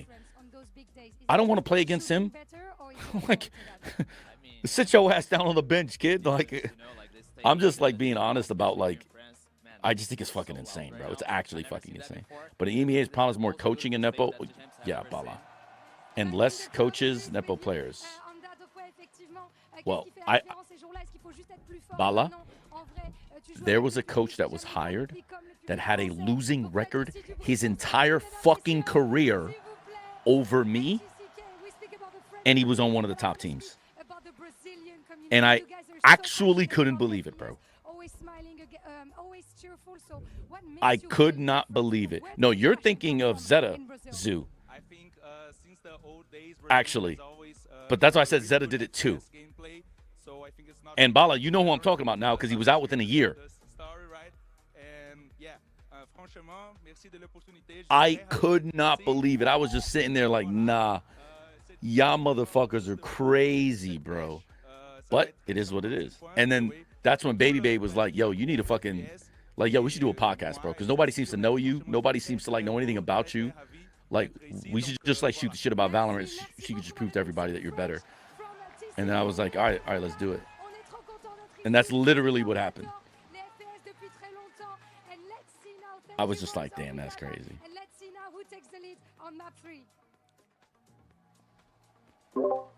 Also, we went ChatGPT. Give us a Valorant podcast name. Yeah. That's actually funny. But you know what else is funny too? And this is no shade to GE. No shade, but just facts. You know, I told them to hire Jovi. The same year I went to Talon, I told them to hire Jovi, and they didn't. They're not the only team. They're not actually the only team.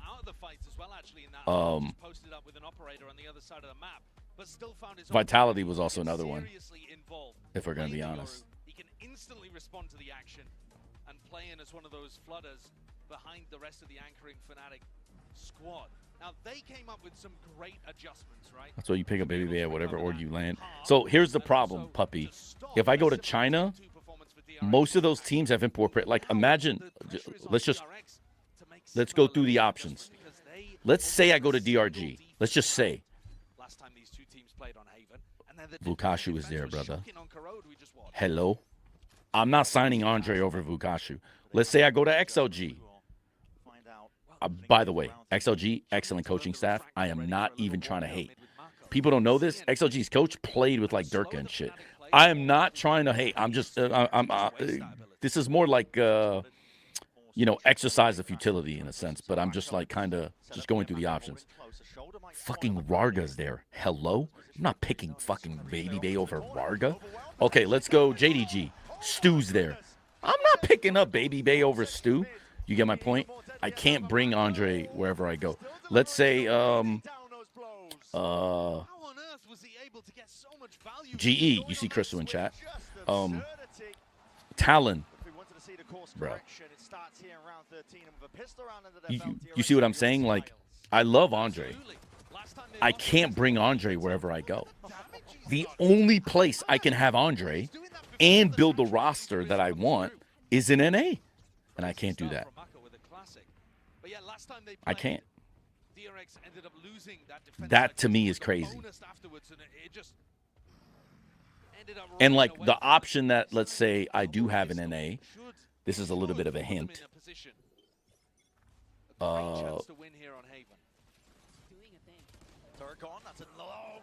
I think management will get in the way. That's all I'm going to say. And that's just trash, too. The offer you have an NA not suitable for him? No, it's not. It's not. Like, do you think Dose 9 will end up in EMEA? He has to. That's why he left Pacific. Dose9 has to go. Dose9 is so fucking good, by the way. Oh, so you have Sin City offer? No. They're not making changes, brother. I need that hint to be like 3 times more obvious, lol. Bad managers, he's not. No. But you know what's so funny about this perspective? That's how many teams have bad management in NA that you guys can't even, like, the guess is going to be across like 7 different teams. This is my point, bro. This is my point. Are you even looking at tier 2 offers? Yes, tier 2 I am.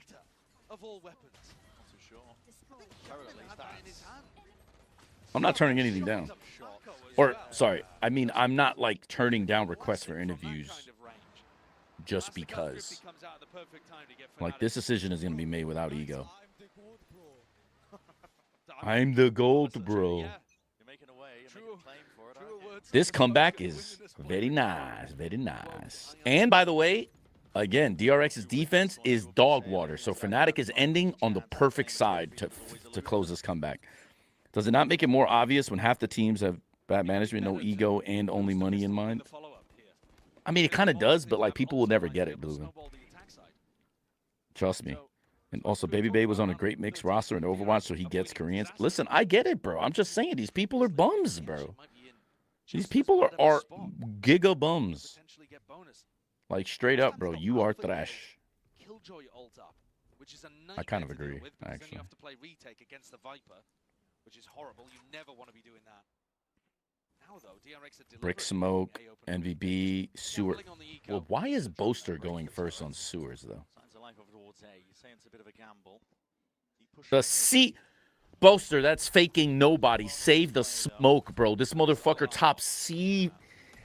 Oh, you don't anti-DRX, bro. Oh. You should smoke window instead, bro. You'll get more value, bro. Oh, these guys do not anti, man. By the way, that top C smoke is faking no one on DRX. They do not. That smoke is useless against them, by the way. But a weaker weaponry, surely they can't stay the hand of them. Up from the high ground, Kayak's got his eye on it. Flash in your face, and oh my god. Versus Kayak. Yoru v Yoru, and it comes down to the final mark. Kayak is not being fooled, bro. Oh. Do any offers you any of the offers you from teams have any Turkish players? Or you think about Foot? No. If you're talking about teams in the past that hired a coach that didn't have a winning record his entire career over me, the answer is yes.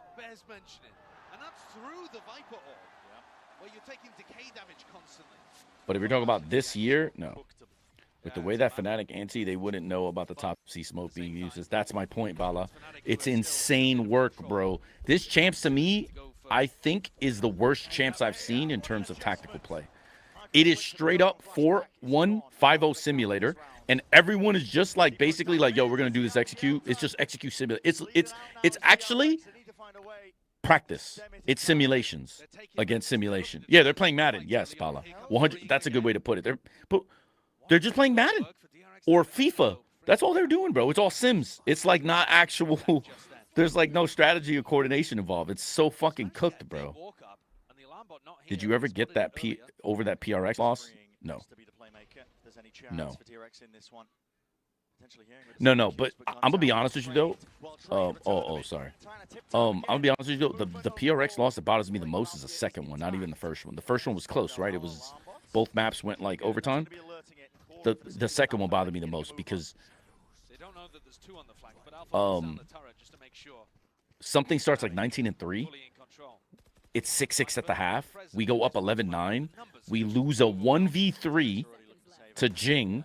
My team implodes. The next map, 3 of these motherfuckers who were arguing, no calm the rest of the map. It is basically, if you listen back to the tape, it is straight up Killua and Cruz only. Jid actually wasn't one of the people that like was in that play, but yeah, my team imploded for the first time ever in that game. in the biggest moment, because if we win that, we absolutely go to champs, because we end up in grand finals in Pacific.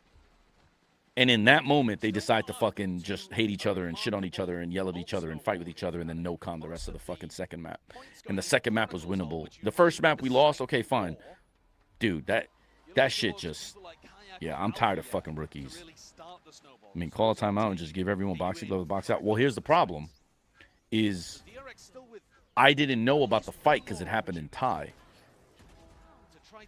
But I could tell the energy was up, blah, blah, blah. So I even went to Cruz. I was like, Cruz, I need you to be the guy this one. Like, keep the energy up. Because I sensed it. But Cruz at that time didn't tell me until after. So me and Cruz fought. We argued. And in a moment of clarity, he kind of told me everything after the game. Because I thought it was a really bad tactical move. There was 2 bad tactical moves, I thought, on Haven and Bind. And I didn't understand why the fuck he did them and why he changed things.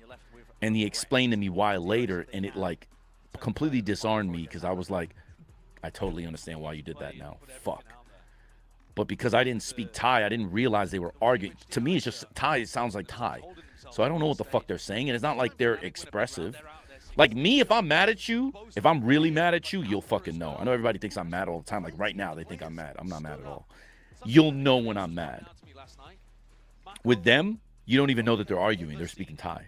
Because, like, their mannerisms don't change. I'm a New Yorker, so I, like, speak with my hands. They don't do that, right? So I don't have body language, like, tips and clues. So I just didn't know. But, yeah. No, you're just Hispanic. Right, yeah. Yeah. But, like, I just didn't know. And it fucking sucks. I want to know which scream convinced all these champs teams that 504 is a good thing, because prior to these champs, they weren't 5. I know. You know what it is? I think it's a combination of pressure. And I think it's a combination of players wanting to not overthink it and keep it simple. But their definition of keeping it simple is also helping enemies. Like, they're making their jobs easier. And Alpha not dying there, I was going to say, if Alpha didn't die there, that would be insane work by him. Worst tactical champs, but best mechanical, big facts. Honestly, having rookies is fun and difficult. Yeah, it is difficult. Heck, the amount of times Foya and I message each other in my head and hand, yeah. It's so fucked. So many of these guys are just so ridiculous mechanically. I know. Bro. If Alpha made it out there, that is a round win easy, because they're not even... Damn, Crashy's just made a play, bro. Oh, my boy Crashy. Austin, give it to him. Bro, Austin has been such a fucking rock for Fnatic, and I am so happy about it, because I basically told everybody in that Spike Talk episode, I remember when everybody was like, what the fuck, they're getting Crashies, and I was like, I don't think y'all realize this is like a perfect replacement for Leo. Now these motherfuckers know how good he is. And I'll also point out, I was pissed at America too. Why the fuck was Crashies not picked? Anyways, I don't even care. America's dumb, we know. I think T2 team was destroying them in scrims. And the team decided to copy it. You know, speaking of that, I wonder, is Crystal here? Probably not, because this motherfucker came and went. I've only seen him type like one thing one time. Crystal, you here? Yeah. You know what I will say that I think, and I know you know this because like the conversations that you've been having with him, which I know because like we talk.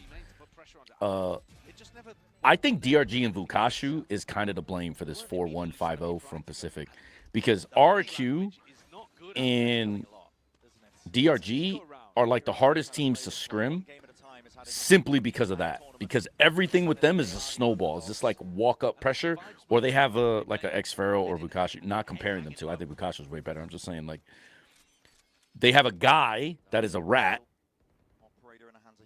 So when you overplay the pressure, you just get a guy that basically just has his You know, he has like the openness of the map and the ability to just like take sightlines from you and like, you know, walk up and kill you if he wants, or just like, you know, redirect traffic and shit. Like, it's kind of annoying. Like, I think that even our team, we couldn't beat DRG consistently in scrims. They would actually destroy us, I think, a lot.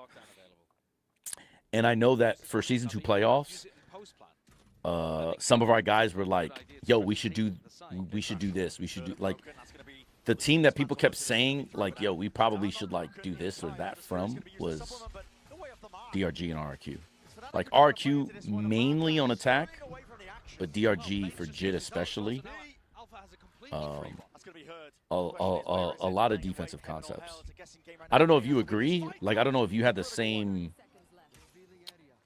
experience with those teams, but I know our guys would bring that up.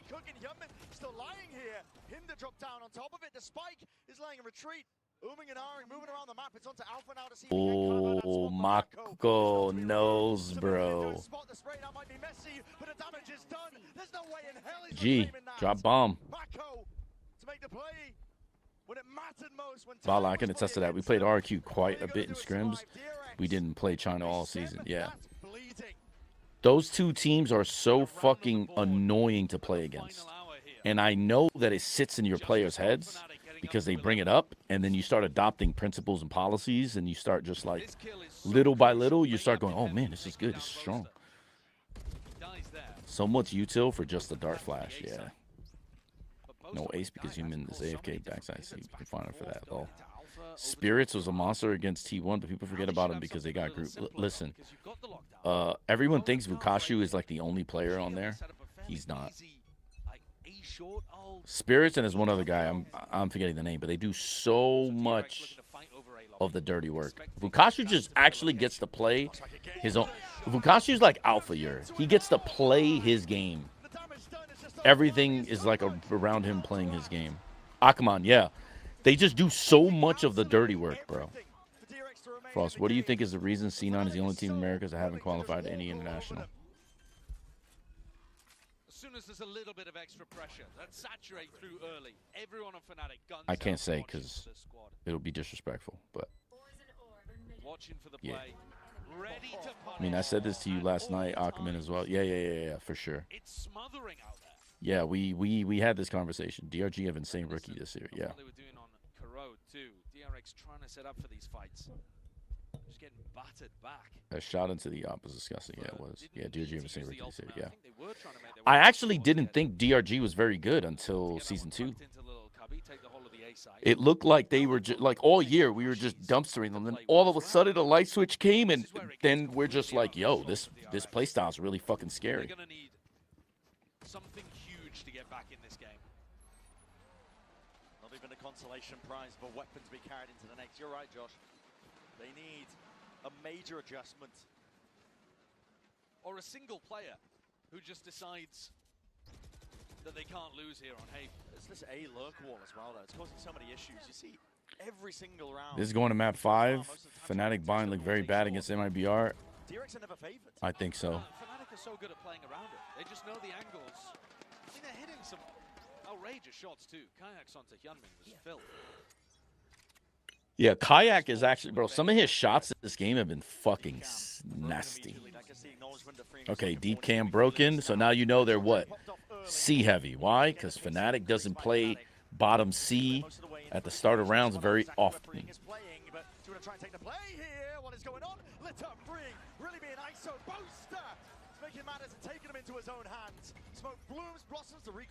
Oh, Hyunmin. I actually think, Hyunmin, you had to commit to the spray there, but I totally understand why you didn't. Actually, for me, it was surprised they qualified to playoffs, but after they snowball and qualified to champ. Yeah, I know, Crystal. Same thing, bro. I couldn't believe it.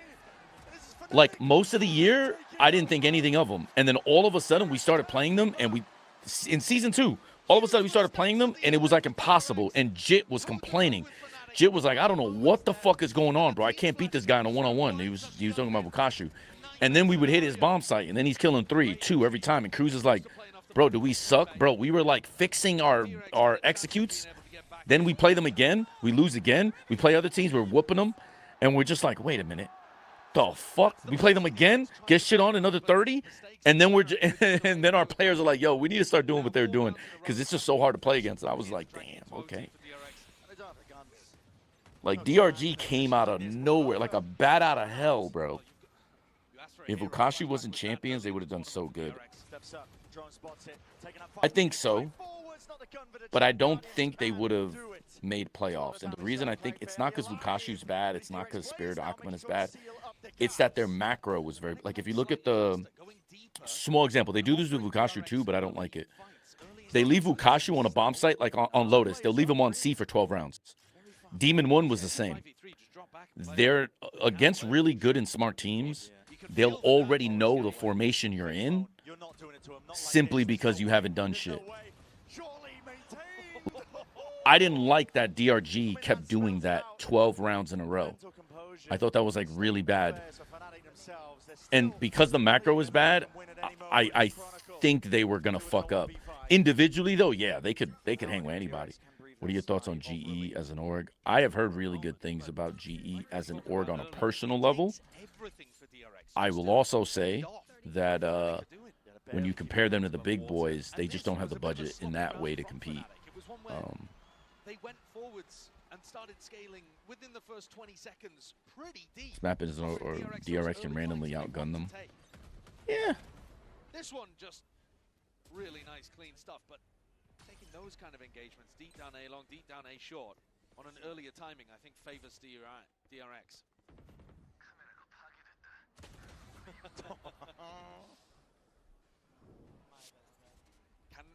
GE so good as org, yeah. I've heard really good things about them.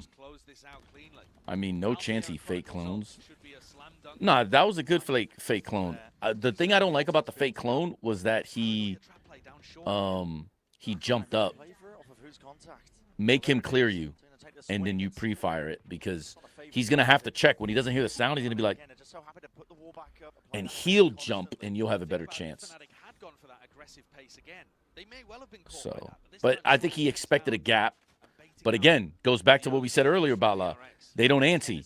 There is never a fucking window gap in Garage with DRX since Vision Strikers. That is not where the fucking gaps are on their defense on Haven, brother. If you notice, this is why Talon never does the window play against DRX, brother, and why our splits always flash window, brother, or logs, one of those two. But if you had one ante that was worth its weight in salt, you'd be chilling, brother. Will you save India as you save Thailand? Dude, I wish. Just to try and slow down the approach to make sure that they can't scale, but that is entertainment into the back anyway. We fake pressure. DRX. Wait a minute. Rooted to the spot, unwilling to give an inch, and time bled out of them. There's no pivot options, so no chance for it. DRX are finding ways to claw back in.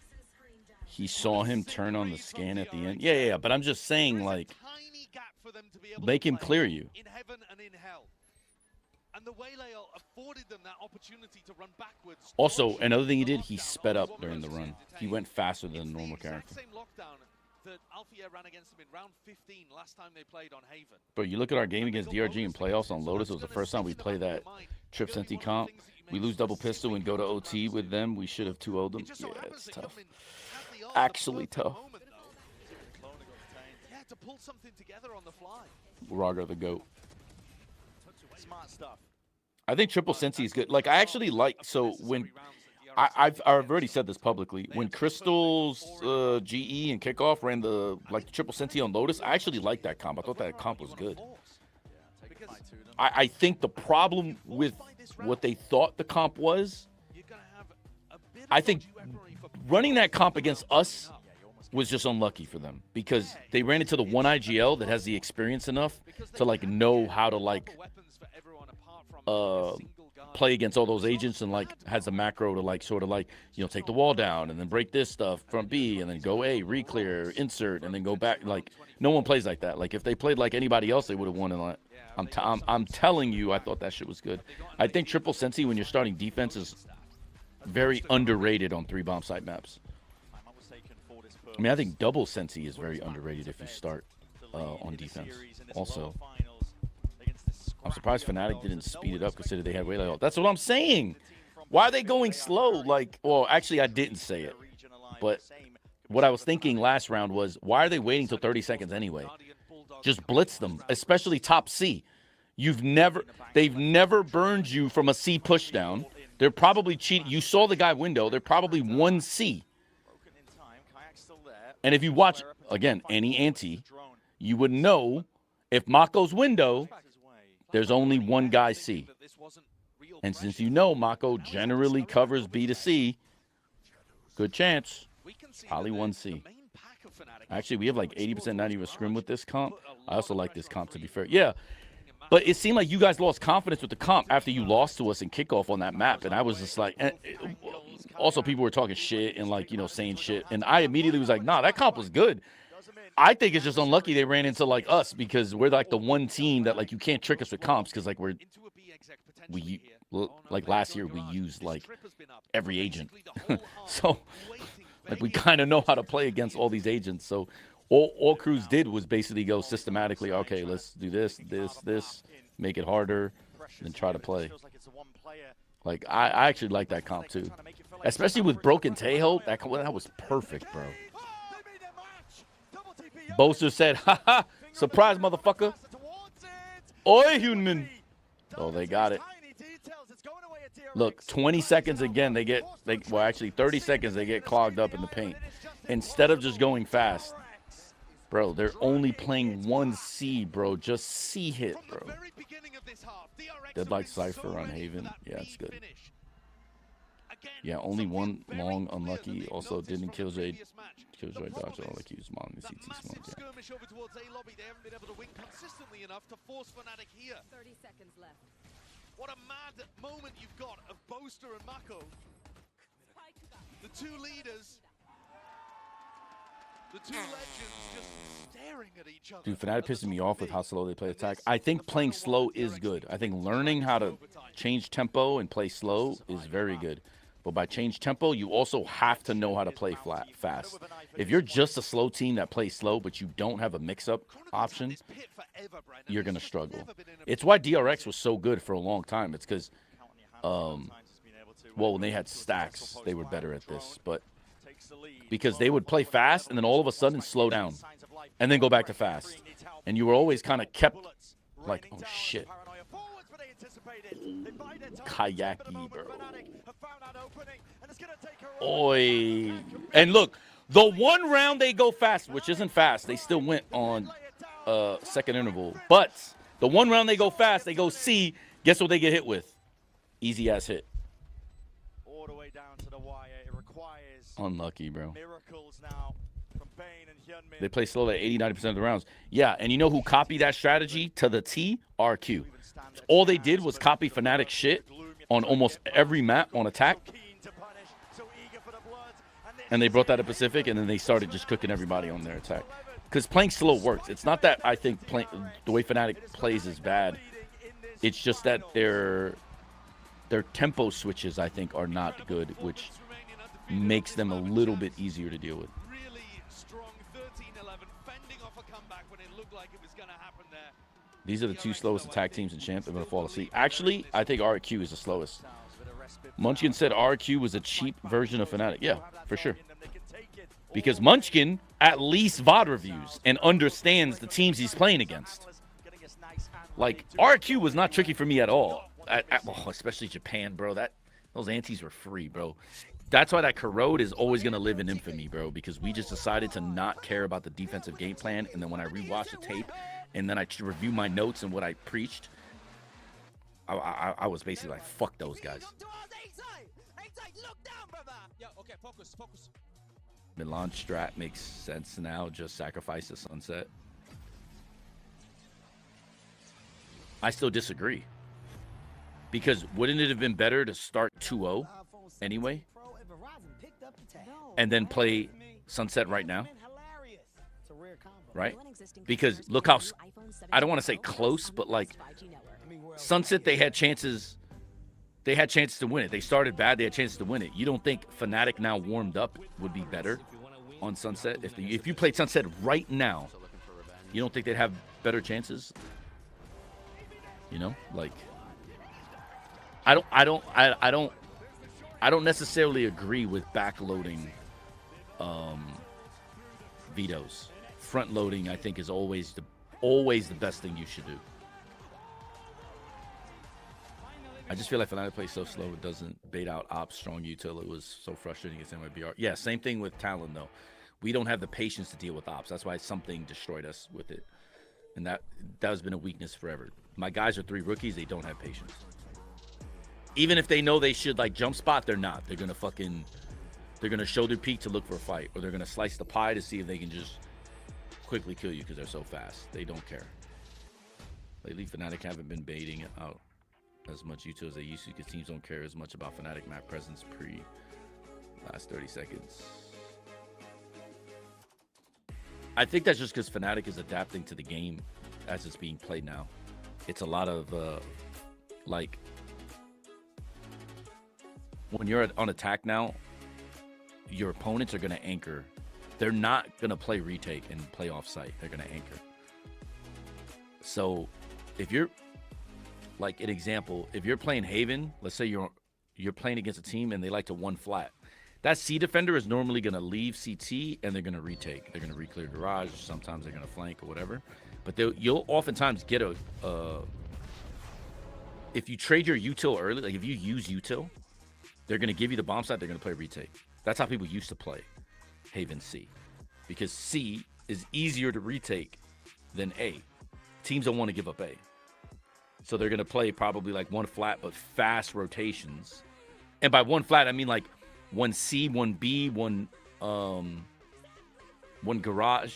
The B guy's going to be shaded towards A. The A sewer, A long. That's normally what I mean by one flat. Not one B, one garage, one B but C side, B towards A side. So they're going to flatten out like that. And then that's how they're going to play C. If you rush it and you're going to use a flash and all the all this util, Cypher's not even going to risk it. He's just going to leave. And then they're going to play retake. That doesn't work today. People aren't going to do that. You'll have, like, Mako.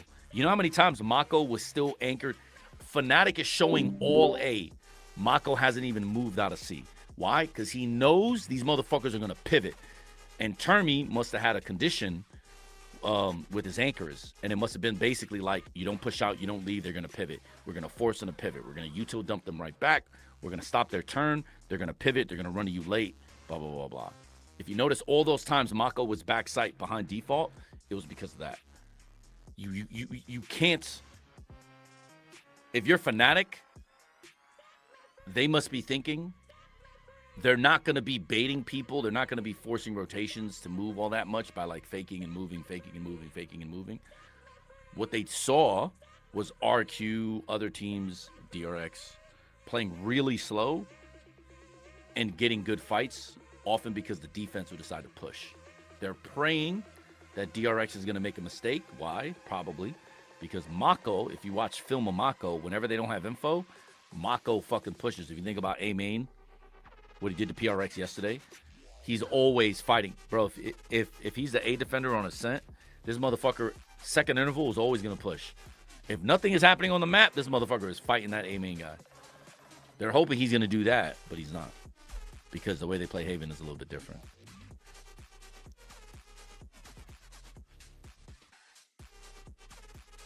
Warm up on your bad map, 3 wins in a row on good maps. They're going to look for that one tap. Yeah, I don't know. He thinks Boom's getting cooked. I definitely know Boom's getting cooked. Boom is finished, brother.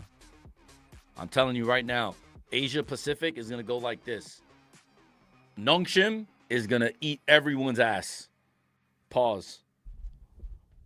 So let's get them out the way. They're going to turn everyone into ramen. I think Motive is going to win, though. I think Motive is going to take the second spot. Which means that Spin gets fired, misses a year in the league, and then makes it back, which is an amazing story. For turtling, they will have to invest utility personnel. Just a simple combo dart flash based on so much usage. Yeah. But Fnatic rarely use such moves to take enemy move and make the gap behind. They just... Yeah, it's one of the reasons, by the way, Tammy, what you just said is one of the reasons why if we beat RRQ in champs, we would have the 2nd seed and we would have played Fnatic. And me and Cruz were like, bro, we are going to beat the brakes off this team. And you're touching on why right now.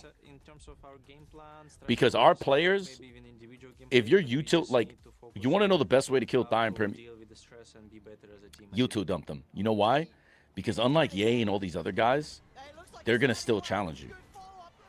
But because the movement is going to be so chaotic, because, like, you know, like, small example, if you play Harbor against them, it actually works really well. Because the moment you Harbor ult, they don't move to get out the way. They will hold to the very last second because they are very confident they only need 1 bullet to kill you. So you think an area is clear? Nope. Not against those guys. That is very risky, but I have seen it work in their favor enough that I know they'll do it. You want to know the big problem, though? When you play in big matches and your aim's not that strong because of nerves and you lose a little bit, that's when they start missing those shots. But because in practice it hits all the time, they go for the riskier option every time. You think DRX threw Haven? No, I think DRX is like this. They're an attack-sided team. Frost taught me how to get my first girlfriend at 42. Thanks, go Zaf, bro. Are you home? You working? You trying to join? It's just me and Steve right now, just chilling. When it doesn't work, it can spot. Bro, Zaf, I'm so mad we didn't make champs because I would have been able to see you, bro, in Paris, bro. I'm so mad, bro. Also, I'm actually mad that Mena isn't going for the 3-peat this year. Evo France. I don't know. Did you talk to him? You know I trolled, bro. We choked. I didn't troll. We choked. Bro, you'll understand this reference. No one else will. We choke, choke, choke, fight, choke. We ain't got it. Ain't got no money. Ain't got no cars. Can't get no hoes. We choke, choke, choke, fight, choke. Bunch of... I can't say that. I'll get fired, though. I can't go any further than that. You know exactly what happens at that skit at the end. I can't do that, but yeah.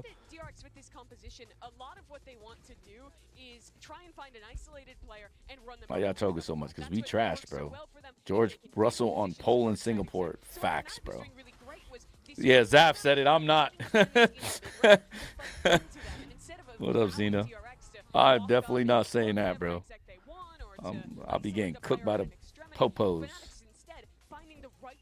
To re-clear space and punish DRX while they're setting up for the own style of play that they want. And especially with this round, you see that DRX, you remember Boaster saying they don't really mid-round. We expect them to commit to the side after they've made a little bit of noise, and I think the Fnatic dealt with that very well. I thought that, honestly, Kayak was going to be even more of a win condition. I think that, of course... Ain't you already fired? Technically. You got Stephen A. Smith on Twitch? Wait, time out. You could do that? Nah, that's cap, bro. When the fuck did they add him as an emote? Or what channel do you have? Is that yours? That's crazy. What's the best way to support you? I was going to buy the talent bundle, but you're a free agent now. Support me? I don't know, maybe sub? But just join or just watching the stream is good enough. You don't have to do anything. How's everyone doing? We good, Zena. How you doing now that your boo is in champs finals, bro? Donate at my number. Respect, bro. But let's talk about this bind, Bea. What should we be expecting here from Fnatic? What should we be expecting? That's yours? That's so crazy. Oh, you got me. Is that Mia Khalifa, I think? No. No, that's Tish, I think. Lord Rocks? That's Tish, right? I don't even know. I know that one of them was with Doma, so we don't talk bad in his next life. That's right. He did his job. Shit. And I wonder if we're going to see adjustments there, if they feel like the Tejo is going to be enough. Off-season Discord gaming back in full effect. Are you home, bro? Just join this call, bro. Just me and Steve, bro. Just chilling. if they're gonna double down. Yo, I think, Crystal, you have this fucking Discord, too. You can hop in if you want. I think Ethan is the best candidate to be the first double champs when Andrews decided about. Yeah, I'm actually happy for Ethan. I'm in the Citadel, I think. Yeah, I'm in the Citadel of Ricks. I know you got it. Careful, you're gonna get Ryan in trouble. Oh shit, I just saw this. I've been trying to be diplomatic, Steve, but true to me. Sometimes delicate balance. Thank you, puppy. I appreciate the sub, bro. You the man. Really great awareness of the set plays that DRX likes to run, so I think they're gonna have to dive a little bit deeper here. Even I'm doing pretty shit, but NRG's right now. What do you mean you're doing shit? What happened, bro? Were they going to stage together? I mean, you know, talk about What happened, brother? You can speculate. You can speculate. Or in this case, sister. You know what I mean? Go for it, Powder. You had a they just like doing their thing, especially with those two. They're going everywhere together. But no, going back to the point you were making, Mimi, of having to actually do that little bit more extra work. You're right. Fnatic should be more than capable of dealing with that. You're my go coach. Thank you, brother. Aggression coming out of DRX with their comp. And then being able to use the drone that you spoke about on the Tejo as well to be able to take. Yo, how many viewers does Oni Pixel have? Hold on, I'm checking. And then get their numbers towards wherever DRX want to be finishing. We know that after map 3 and on a best I get an offer from you. Yo, why are you asking about specific teams, brother? And Jake's mom and Boaster's mom. Oh, that is so sweet with their jerseys and everything. But yeah, going back to what I was saying, sorry. What you doing, brother? That's going to be the most important thing. And right now we have to look at DRX. They are the ones having this miracle run. Not a lot of eyes onto them and not many people believe in at first. But of course, they want to take this map. They do have the upper hand of being very comfortable on it. But to me, again, goes back to Alpha. I think that last time that they played, he was making maybe too many mistakes. So I hope that he's learned from some of them. I do think that the players who need to are stepping up for Fnatic. You've seen confidence from guys like Kayak, guys like Alpha, who maybe aren't having like insane stats overall, but are still having those rounds where they just take a risk with extreme confidence and are shutting down DRX early in these rounds. Absolutely. Now this is where I got you, Lord. Do you think more teams should have leaned into double Sensi under this meta? No. No. Because double Sentinel is really bad on attack. What up, brother? Why, hello. What's the deal, Zaffarino? Chilling. Vibing. Oh, I just woke up. How are these maps looking? I just like caught the tail end of Haven. Okay. First map, Sunset. DRX sucks on. Beat the shit out of Fnatic. Fnatic's coach basically says that they knew that map was a 50-50, so they tried to get it out the way first, but it was their first pick, which I think is a weird strategy because they basically backloaded the maps on a best of 5, which I never think is a good idea. But anyways, second map, I thought DRX is the better team on Corrode. Fnatic haven't played it at all. I don't know what the fuck happened.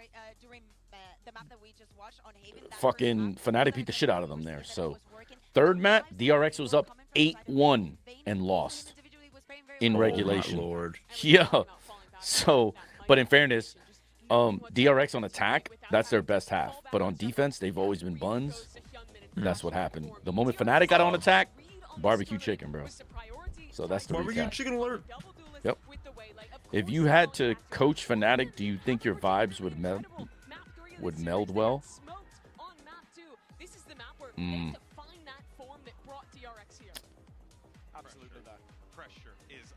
My instinct says yes,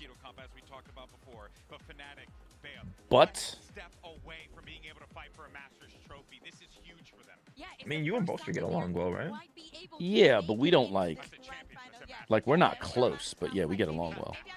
I mean, no, yeah. I think it would have worked. But I'm trying to think of are there any people on that team that I think Chronicle and I would work. So first off, me and Russians work, and I know Crystal's here. He knows. I've been around Ukrainians and Russians almost my entire first-person shooter career has been around Eastern Europeans, in particular Ukrainians and Russians. So with those guys, chilling there, because I know them better than anybody. But I think my temperament might be a little bit questionable for Alpha because he's Turkish and, you know, like, you know how it is with Arabs, bro. Like, Not a lot of players get tested quite like this in their career. it could probably get testy, but yeah. But I think it would have been okay, honestly. But if they're more serious, so like that, yeah. If he's like more like militant, I mean, it'd probably be more relatable. I think maybe what you don't mess with are the players that are entitled and not open-minded, and they don't take accountability. I think those are the players that you do not mess with. Like, those are usually the immature young guys. You know what I'm saying? The star players. So. Yeah, but I think it would have worked. I just think that they didn't think I was good enough, I guess. Twice, actually. Low. Because personally, I find that Sentinels are overtuned and spawn and almost maxing out their value instantly, even. Fnatic knows they have experience to lean on in longer games. I mean, yeah, I understand. It's just that, like, on attack, double Sentinel requires so much fundamentals and so much communication that I think it's probably too hard for people to plug and play. I think that's the best way I could put it. You can't take brain dead people. Like, you can't take 5 aimers and play double Sensi. It actually will not work. It's too hard. Cough, cough, DG's in, cough, unlucky, bro. Oh, Zaf, you were there for DG's in too, bro. I was there. Brother. I was explaining earlier, like, I wasn't shitting on DG's in, but I was basically saying how, like, he was my best opper I've ever had, but he just, in-game wise, it just didn't work between me and him because, you know, but God, bro. I've been so unlucky with oppers, bro. I've just never had a good opper, bro. Life is so hard. Yeah, never, bro. The only opper I've had that is obviously really good was Nitro, but I only had him for, like, one event. Whoa. Yeah. Because, bro, I try to convince, bro. I'm kind of salty with Nick still because I told his bitch ass to play Duelist for me from the beginning, bro. But he just liked Omen. He's like, nah, bro, this is my character, bro. So I was like, fuck. But unlucky, bro. Is he back with CS? Yeah, he's on NRG. Keep up with Sentinel. I don't understand. It's insane how much value all Sentinels bring. Yeah, for sure. I do think, though, Sentinels are good for the game, because I think the game is already too hard to play on defense. So could you imagine if all the Sentinels were bad? I think Vice might be too good, but I think she's still balanced. It's just she's too good compared to the others. Map usually T-sided, so it's hard to play defense. Yeah, that's what I'm saying. So, like, you need fucking strong Sentinels in this game, because if not, it's going to be 5-0 simulator all the time, which is not good. That's a player with experience who knows that in big matches, so how much is, like, the meta, I imagine, has changed so much from when I used to study the game. Because when 6 came out, Street Fighter 6 came out, I stopped playing, and then my mouse broke, and then I just haven't played since. I gotta get a new mouse. Oh, I could've got your mouse, but yeah. Bro, I asked you like 7 times. When I'm in Korea, it's hard. I meant when I was in America. Oh, when you're back in America. I'm in America now. That's what I'm saying. Like, it's easier like now.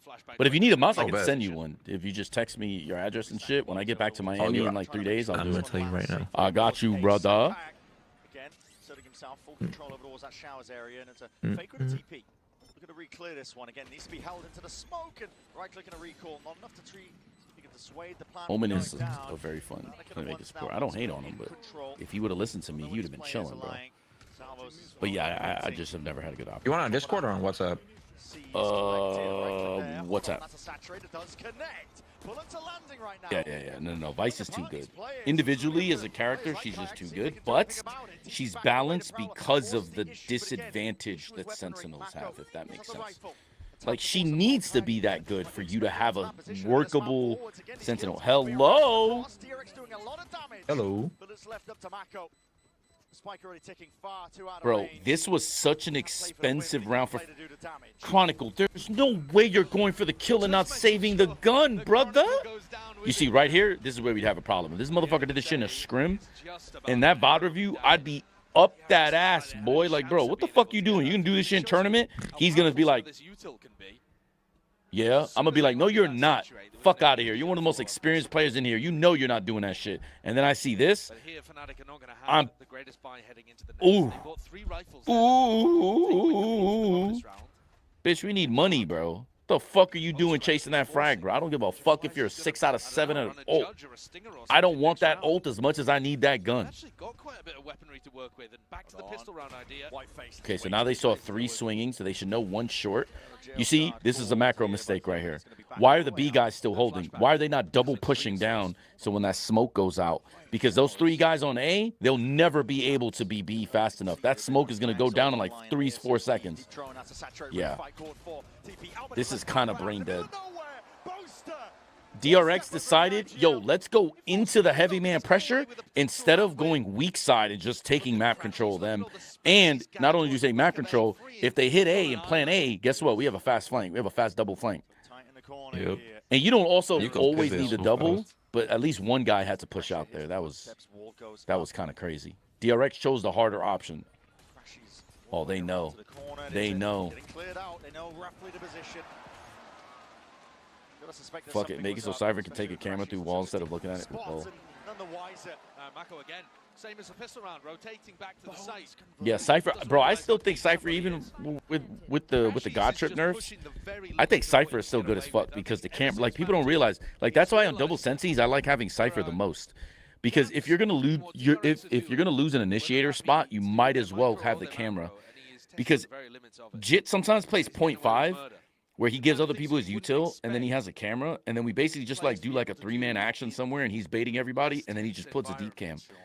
Like we clear an area, deep cam, go off, and now you always have that camera. It's just so fucking good, bro. What do you need to do to Harbor? Knowing Riot, they're gonna just like completely make him different. But you know all they need to do is make it to where his slows don't slow his teammates, and GG. If his walls don't slow his teammates, Harbor is like top tier. Wow, they still haven't given him that?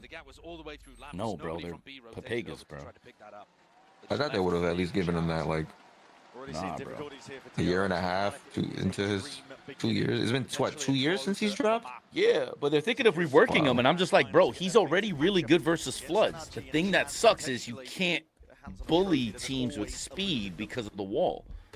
So it becomes a barrier for everybody. If you just make it a barrier for your enemies, now it's like GG. Yo, where's the timeout? Where's the help, bro? Where's the help? Oh, wait. Oh, wait. Right, versus balancing. Yeah, I know. Eyes on the trophy. See the disappointment on the DRX coaches' faces there. Not happy with the way that their team's yeah. Why the fuck, if you see 3, are you triple pushing instead of just taking backside space? Hello? You're playing against Fnatic. You're playing against 3 of the best aimers in the world right now. In Chronicles, Alpha, and fucking Kayak. And your plan is to fight them 3v3? That's your plan on defense? Tough. Oh, and not just 3v3. Like, if they're going into you, that's actually a good fight. But, like, you're pushing them on defense. That's kind of crazy. My idea would be to drop his wall length to 75% of what it is now. Not allow him to draw the wall like MS Paint on an iPad, similar to the one Brim has. Oh! But it would be too slow, I think, if you could. But I think that idea is pretty creative, though. Also make his code last even after shield's broken. Okay, that is also true. That smoke should remain even if the shield is broken. The wind in their sails, taken from Haven to now, all the way to Bind.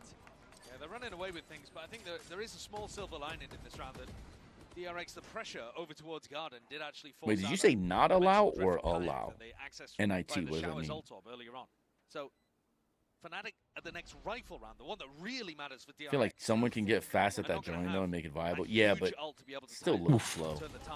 Or rather, keep the tide going in their favor. But allow him to draw. Yeah, the drawing would be good because you can actually, like, there's going to be more cubbies. Like, yeah, that shit could be good as fuck for sure. But I think it'll be too slow. So I don't know. It'll be interesting, though, actually, if they do that. But that would be kind of interesting. I have to be honest. I think I like. I think that is interesting. New setup? No, I'm borrowing somebody's setup in LA. I'm in LA having some meetings and shit. Right now, Fnatic Unsuccessful meetings, by the way. Had one yesterday. I'm going to drop that. Just so y'all know. Same idea. Nobody set up the crunch. Nobody really set up the fight. Hyunmin's just sat inside a Unlucky. Really know what's going Ooh, Hyunmin get fucked, kid. Sure. Okay, ISO got nerfed for sure, but ISO's still good. I think the problem with ISO, and I'll tell you what the problem is right now. The problem with ISO is that even players like Primi, who are mechanically really good, they still get nervous. And ISO ult just doesn't give you the value that you think it does. Because Bane's jiggle peeking towards B long and good info. So it feels like it's still going to end A. Yo, would it be too OP if ISO's ult automatically gave him a shield?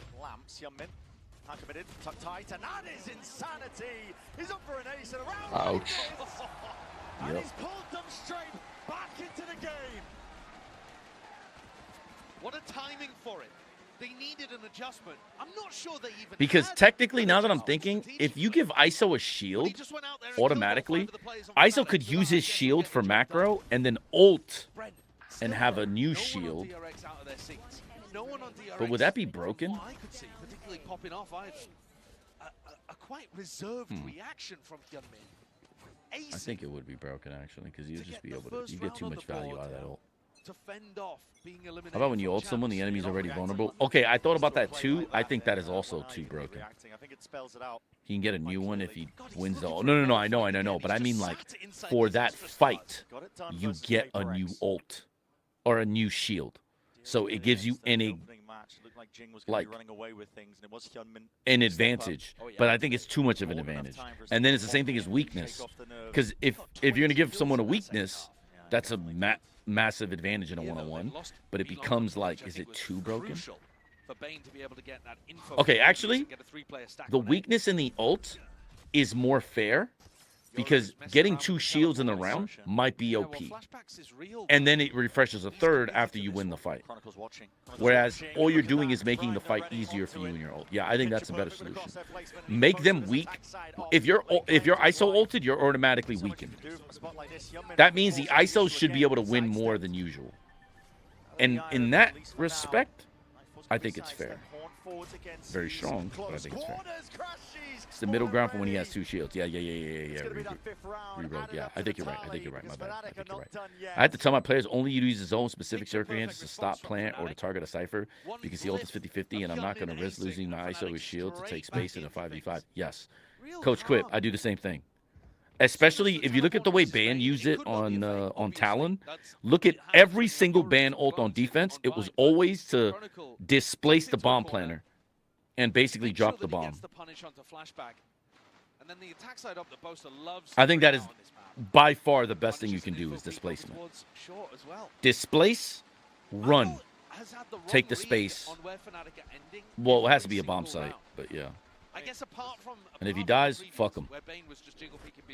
Have you seen the info on the new Sensi? Actually, you know what's funny about the new Sensi? We were told, as of like 2 months ago, that it was a controller. Why is Vice being added this year, and then another Sentinel is added also? Why not a new controller? The game is hard on defense. Fair, but like, I don't know. It's just weird that they're dropping almost back-to-back Sentinels. Make the range smaller. Yeah, Lord. I think that's actually a really good adjustment. Make the ult range smaller, make them weak. GG. They haven't really changed too much. Does Bosa make the attack op look good? You know what's funny is he's probably looking at Cadian on Heroic when he was doing that, and he's probably just like bringing that into this. Because I've been trying to find, and I don't have an opper, but I've been trying to attack op a lot more because people just basically give you one-on-ones on defense anyway nowadays, so you might as well. What are your thoughts if you have? What are your thoughts if you have? Well, what do you mean? Oh, But you know coming out of this, I don't know. going to twist things around, right? You know And deadlock coming isn't out that hard. of Yeah, I don't know. Cody's timeout, Vulnerable on it's an ult sounds opportunity crazy. for Makes it Fnatic so you can just body shot your opponent with ego. Landing Yeah, a but if you think about it, it's the only way to neutralize the weakness of him. That's the problem. Because people don't play ISO because they can't consistently ult to get kills. Like, even Primy isn't 100%. He's like 70. And even that is like good, but not great. Not elite. Yeah. It's not worth, I think, a character pick for sure. They've been able to go the full distance. They're about to make Harbor OP, so they're there would be running more out of gas. viable smoke agents, so they want Question of best help. of 5 That makes sense. territory. They make defense. That actually makes sense. Can they pull and That is a dig good deep? point. That could be true. What's the adjustment This is a here? 2 for round. Vayne This is a 2 taking for a 1 round for slightly deeper line Fnatic. over towards B long, just getting Do in they front of the do Viper wall. Ash? Still Hyunmin solo contesting showers.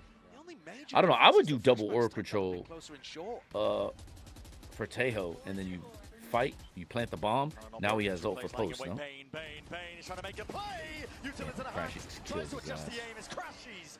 Left to contain. It's an Why would you even give a trade out. 50? Very solo Why would effort, you though. give And it's all feeling like 50-50? heroics. Ult's Nothing supposed really to joined be together from DRX, Yeah. but maybe heroics is what it But would if take. you're weakened, Flashlight. I'm good. We up for 3 Alpha UFC out of the fight for now, tonight. but Pereira up versus Okay, oh, yeah. Boaster. Pereira Ankalov, I can't wait, bro.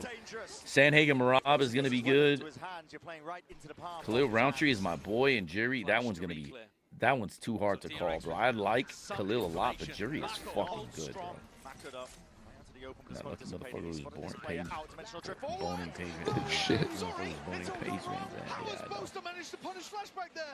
Chronicle This forwards. character can Step, pop but this is ult, free. run through a Viper Molly, But it's a guessing drop game. trophy system on site, Boaster could deny be landing flood. anywhere. He's gambling onto the A side. Excuse me.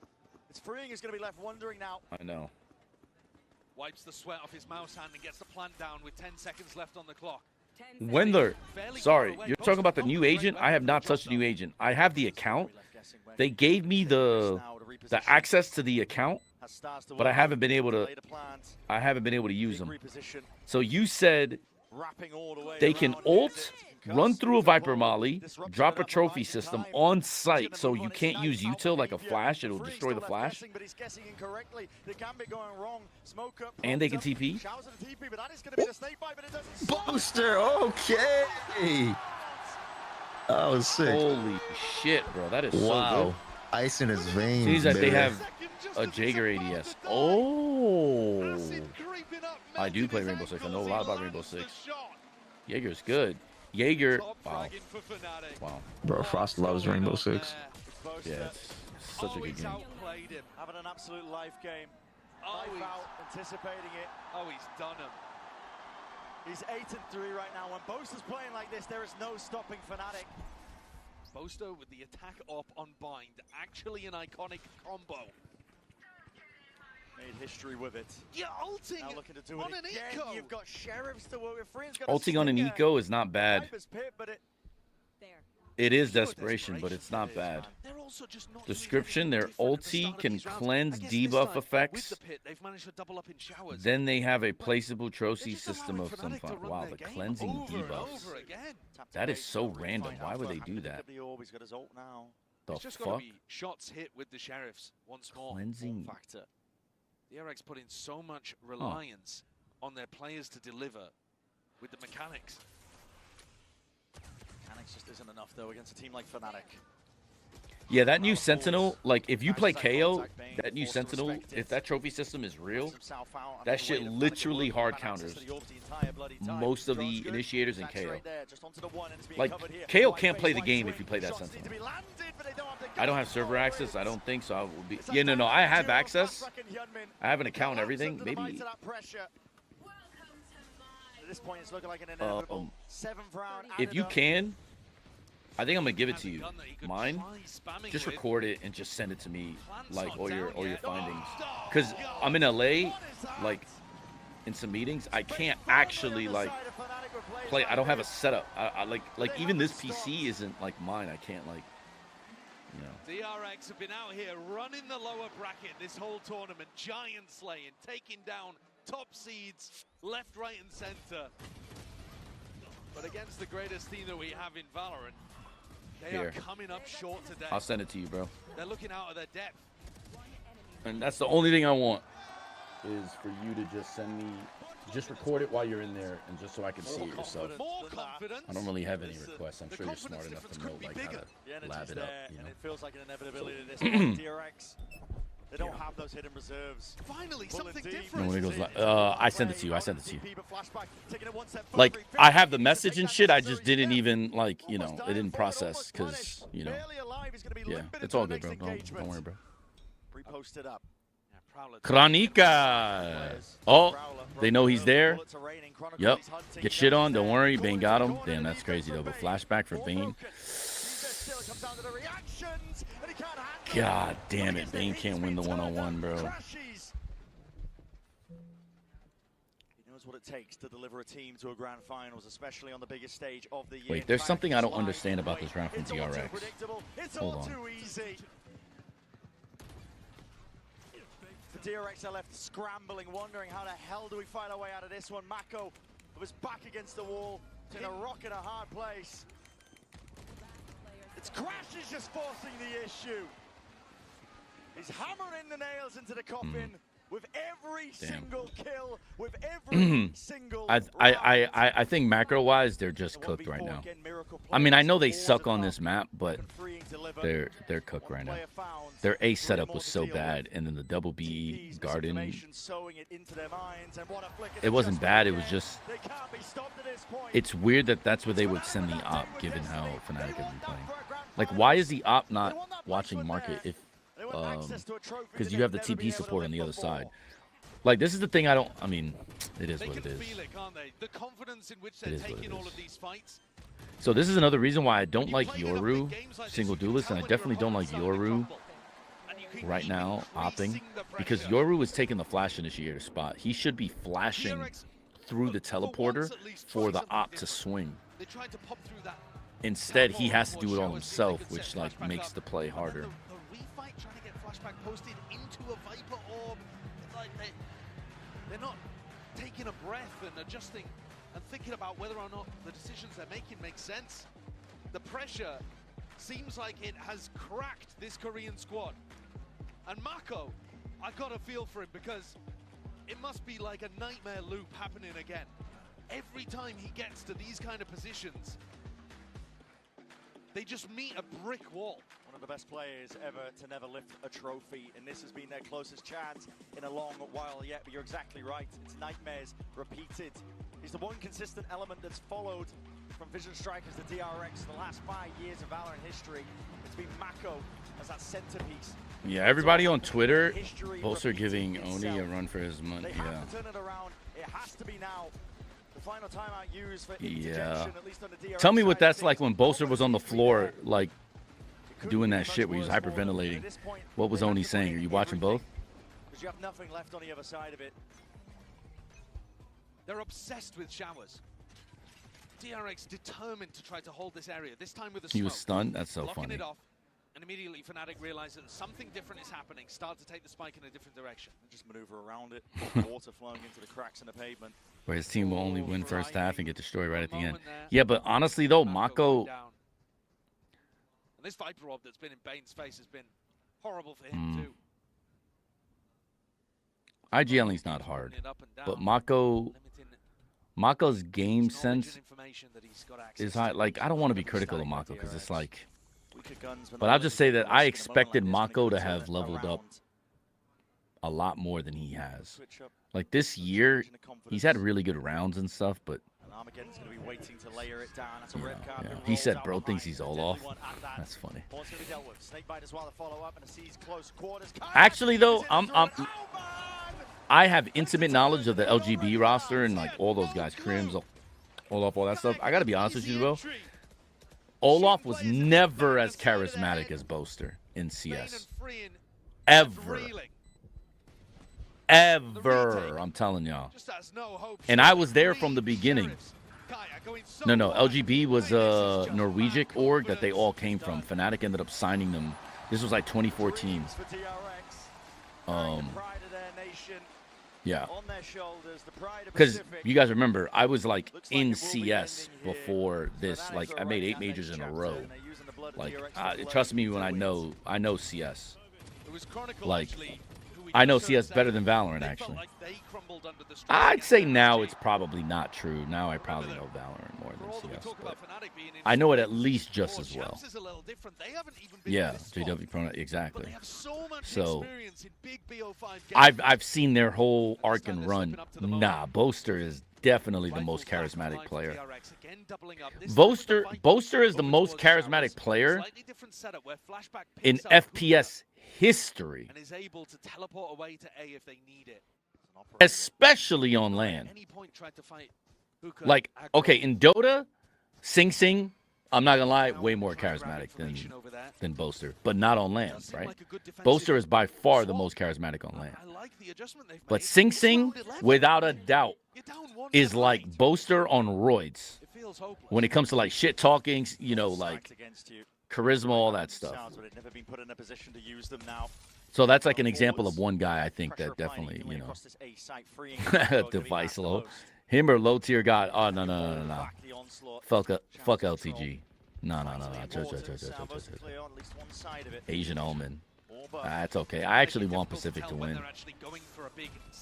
I think everybody has this misconception. I'm not worried about, like, everyone expects me to hate DRX. I know the ownership. I'm not happy with them over the shit that happened between me and Termy, though, for sure, because I thought the way they handled that was fucking cap. But they're Pacific still. So, Leap Warwick on action yesterday on top of the FG. Yeah, on the top of FGC. Yeah, I did. Bro, I'm telling you right now, 2KXO, obviously it's good as fuck, but dude, I think it's going to be very successful. Like, fighting game-wise, I think it's going to be very successful, bro. I think it is such a well-thought-out product. Like, yo, Zap, you still here? Have you played it? Yeah. What happened? What you think about it? About what? Twitch kill. I've played it one time, and that was way back when it first came out. Oh, okay. I haven't played it since. Because it's still out now. Yeah, now I can, because World Warrior, or our season ended basically yesterday. So yeah, Bala, it's so funny. Like, yeah, bro, the Capcom Cup shit is so stupid to me, bro. I can't believe it. I should have charged for it. Yeah. But it goes back to, this is the problem I have with So first off, Japanese companies in esports just have such a crazy disconnect with the West, and they don't even like the West. The producer basically going, yo, the dev team and the esports team are way different, is exactly the problem. There is almost no, the fact that he was pretending, or not pretending, he's a game director. How the fuck does he not know this was going out? That's cap. That's cap. Trying to save face, probably. Anyways, yeah. It's just bullshit. But then again, I don't know, man. Japanese companies are kind of funny, so you never know. They could literally be that just out of touch. But then that's just brain dead, and like it just shows that like they have to evolve. Ethan is a role player, and it isn't a. Pala, you don't even understand, bro. I know him intimately well. People just won't believe these things. They won't. But I'm happy for him, and if he's the first two-time, it's all good. Somebody speaks to me in Russian. Suka blood, bro. Hold on. Might be able to catch the timing again as back's turned towards him, but he fires too soon! And he's lit up on either side of things. Be able to reach the top four just like brother. He's talking shit. Basically, would Talon have been able to reach top four just like DRX? I don't know. Chances are no, because my guys are Papegas. But do they have the talent? Yes. Would I have out game planned every other team I've watched here? I think so. Especially if you have watched this watch party shit. I've been calling my shot every game, every series. This team does this, this team does that. Look for this, look for that. Yeah. Would we have? I don't know. It's actually weird that a Russian is talking shit to me, though. That is crazy. You guys are supposed to be my boys, bro. What you mean, fam? I brought you guys a lot of success in the past in CSGO. Took the Gambit guys under my wing.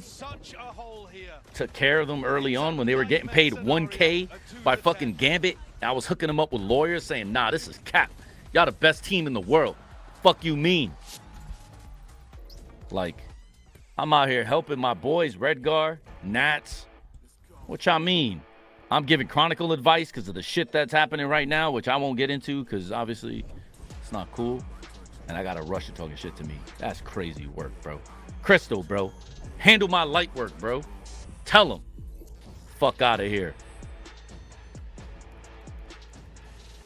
By the way, I've been talking to you this whole time. Buksoy.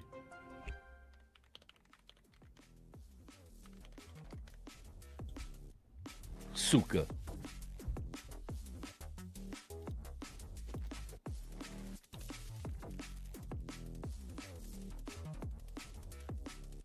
Bro, you see Jason Tatum has the Wolverine genetics, bro? No. So, for those that, yes, bro, in 4 months, his fucking, it's insane, right? So, for those of you that know, I believe the translation for Suka Blatt is like our translation in English of like, bro, you fucking bitch. Like, I think, if I'm correct, Crystal, can you clarify that for me? That's basically what it means, right? No, I know you're Russian. But I actually don't remember if that's right. Be poetic if DRX somehow bring this back. Yeah. Yeah. So this is what I was saying. Like, all right. Yeah. See, bro, my memory, bro.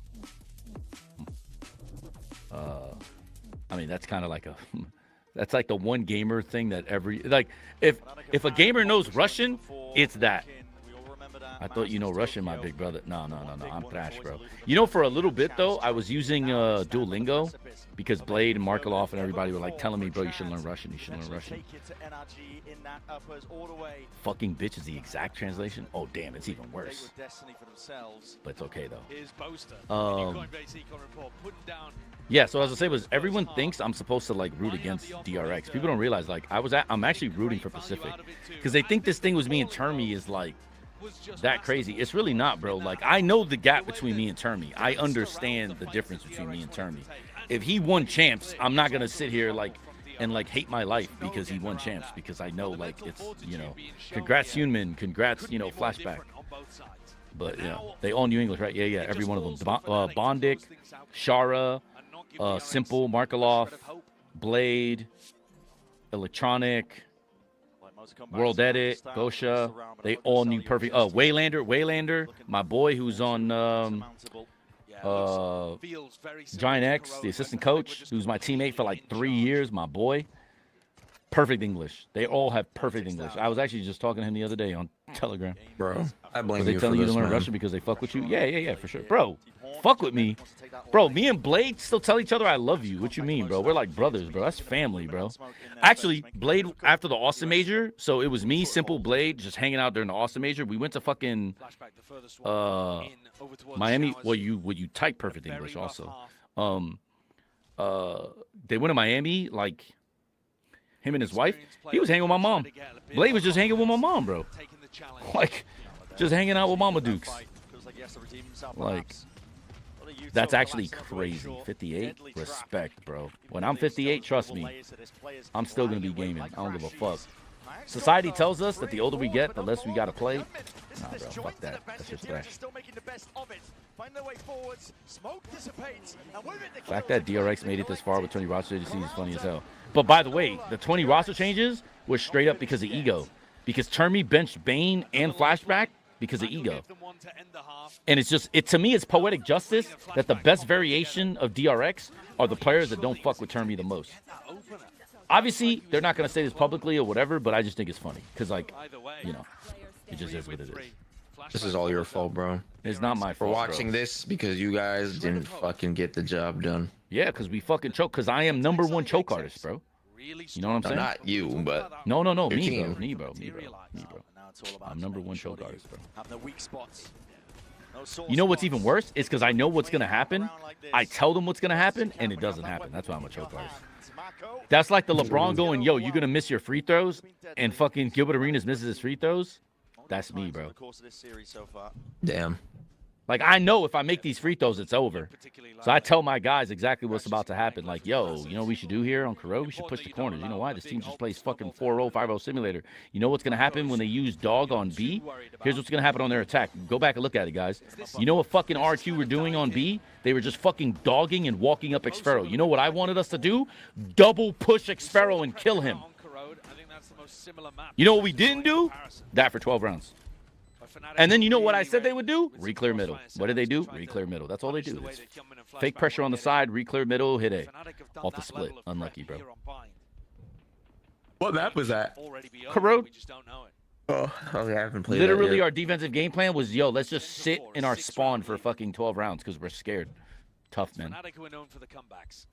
Have you watched No Country for Old Men? Excellent movie, by the way. Sicario is fucking amazing. That scene where they're driving through immigration. God, that scene was so fucking good. Hector from Breaking Bad. That's one of the drug dealers, right? I'm pretty sure. Hector doesn't like any team, even his own team. That's true, actually. Actually, it's true. Which team do you like at VCT? G2 was my favorite to win the tournament. Liquid were my dark horse to win the tournament, so I'm fucking trash, bro. Damn. No spoiler, please? What do you mean? No spoiler. Neither of them made fucking playoffs. I know. They didn't even make it out of... Well, actually, one of them made it out of groups. But the border scene is perfect, right? It's unbelievable. That border scene is too fucking good, bro. Who made it out? Liquid? Can you promise not to have any rookies in your team next season? I'm tired of that. Me too, bro. Fuck me, man. Who made it out of that Liquid? No. G2, and then they went 0-2 barbecue. They lost to DRX, by the way, too. Oh, wow. And they lost the PRX, bro. That shit is crazy. Pacific put the motherfuckers in a goddamn blender, bro. Said, eat that shit. Oh, my God. Chronicle. Wow. From the God, bro. Wow. Yeah, he don't give a fuck, bro. Ay, papa. Tell him. Damn. I thought Frost was spoiling about talking about the border scene. No. It's just that there's a scene in the border port that might be one of my favorite scenes ever in cinema. It was a masterpiece how it was shot. And I'm not like a cinematographer or whatever. Like, I don't really know all that stuff behind the camera, but that shit was so good. Now, Frost, if you're in NA, I need Ban Bao. He's your vice player. Jake. Okay. Look at some of these shots, how sharp and quick they are. He's just locked in. He really is. He's in the flow state. You don't pull off a comeback against that kind of Chronicle. Bruh. Why are you searching in the middle of a match? I just need to know, bro. And they have really one last hope I can't even find the kid. Unlucky, bro. Otherwise, it's doomed. Finished, done, dusted. It is your year done. T-Dog is my dude. T-Dog's funny. T-Dog, bro, me and Governor were laughing our ass off on T-Dog's video. So you know we got 13-0'd, Zaf, from PRX like last year or 2 years ago? I don't know if you remember that. We got 13-0'd. Yeah, we got 13-0'd. T-Dog made a video about it. Oh, me and Governor were in the office just fucking cracking up, bro. I was his coach when he was on Box of Rockets. Oh, that's sick. Nice. Is there a more effective way of using Euroclone? Is it the best to just chunk that shit? Not close to providing that opportunity. Euroclone, so when they chuck it on site, it's just to see if you can break util. But the truth is, Euroclone is best used as a man. You guys brought up Rainbow Six as a Blackbeard shield. To place it in front of you when you're holding, like, or to place it in the. How do I explain this? You don't place it in front of you, so your crosshair has to go down. You place it, and then you get it a distance where you can movement the thing from the fight you're trying to isolate. That way, it acts as like a Blackbeard shield, if that makes sense. Oh shit, I'm sorry. Always place pre-round on weak side of the site. Yeah, for sure. That's also good, Wendler, to get people to like, and then you swing strong side. Yeah, for sure. But I really like. What's up? I was gonna say, how did the winners finals match go? It was free 99. Fnatic got fucking destroyed by NRG. It wasn't even fucking close. They were just beating them down, bro. So while they got. So if he's strong side A, he plays it B defense to help out the weak side anchors. Oh, okay, I respect that. So you'd have them rotate. Yeah, me, I'm gonna be honest with you. Because I have aimers, I really liked for it to just help them win a duel by just basically like making the guys crosshair shift a little bit, and then all of a sudden you just pop them in the face. Like I actually think that is one of the strongest things you could do on defense is just displace their crosshair and just take a fight. It's fucking so strong, especially in Thai's hands. Thai was, oh my god, that boy put you to sleep. Spotted outside of it. That's a judge in your face, and the trades are coming in. Thick, fast, and ready already. Bane is running all over them, but shots in the back, shots in the Ooh. Fnatic is going to grand fucking finals, bro. Give me 3 ages to play rank. Are you trying to win, or what's the thing? What are you trying to do? Nice. All right, Frost, love you. I'm going to work. Respect, brother. Have a good one, fam. I'll probably hit you up tomorrow to watch it together. Down. Let's do it. I bet. Peace. You think Fnatic can actually have a chance against NRG this time? Yeah, it's best of 5, but they're gonna be veto fucked. That's the problem.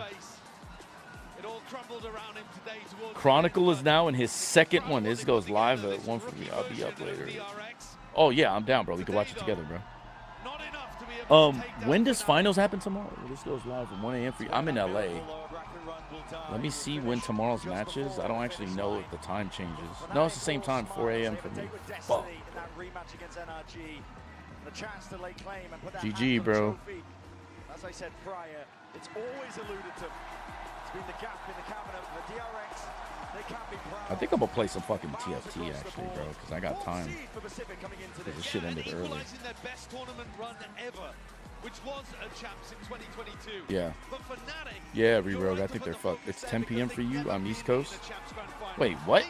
No. VLR? Wait, am I dumb? Hold on.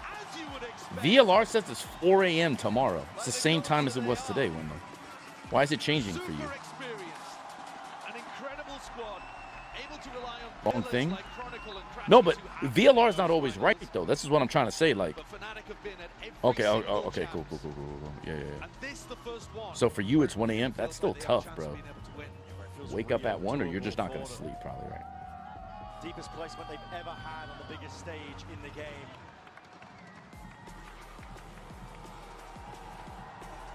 awaiting them in that grand final, NRG. Showmanship towards the end there by Alpha. Respect. Oh, 7 a.m. is fine. Just go to sleep early. You chilling. So experienced, you know what it is to lose in those kind of moments too. You learn from those losses. Alrighty, let's play some TF Tizzle because I have time. You know what I should probably do though? I should probably raid somebody, right? Remember, it's Crashy's grand final too. Yeah, it's actually Corrode and Bind, they stomped today. Absolutely dominated. It's pure showmanship, domination from them. But for now, we're going to send it out of the stage. But I can't. Actually, I can raid. Who the fuck should I raid today?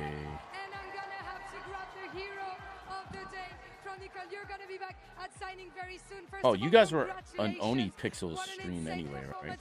I should just probably raid Oni Pixel. It doesn't fucking matter, it feels emotional to see you back on a grand finals at Champs. It has been so long since the last time. We know that you guys were a bit disappointed after your match against Energy yesterday, yet you came today. I just talked to Boy. I think he's getting off. So what was the secret recipe for a speedy recovery like that? Fnatic always comebacks. I hope Energy will not forget about it tomorrow. Oh, so it's gonna be time for revenge, right?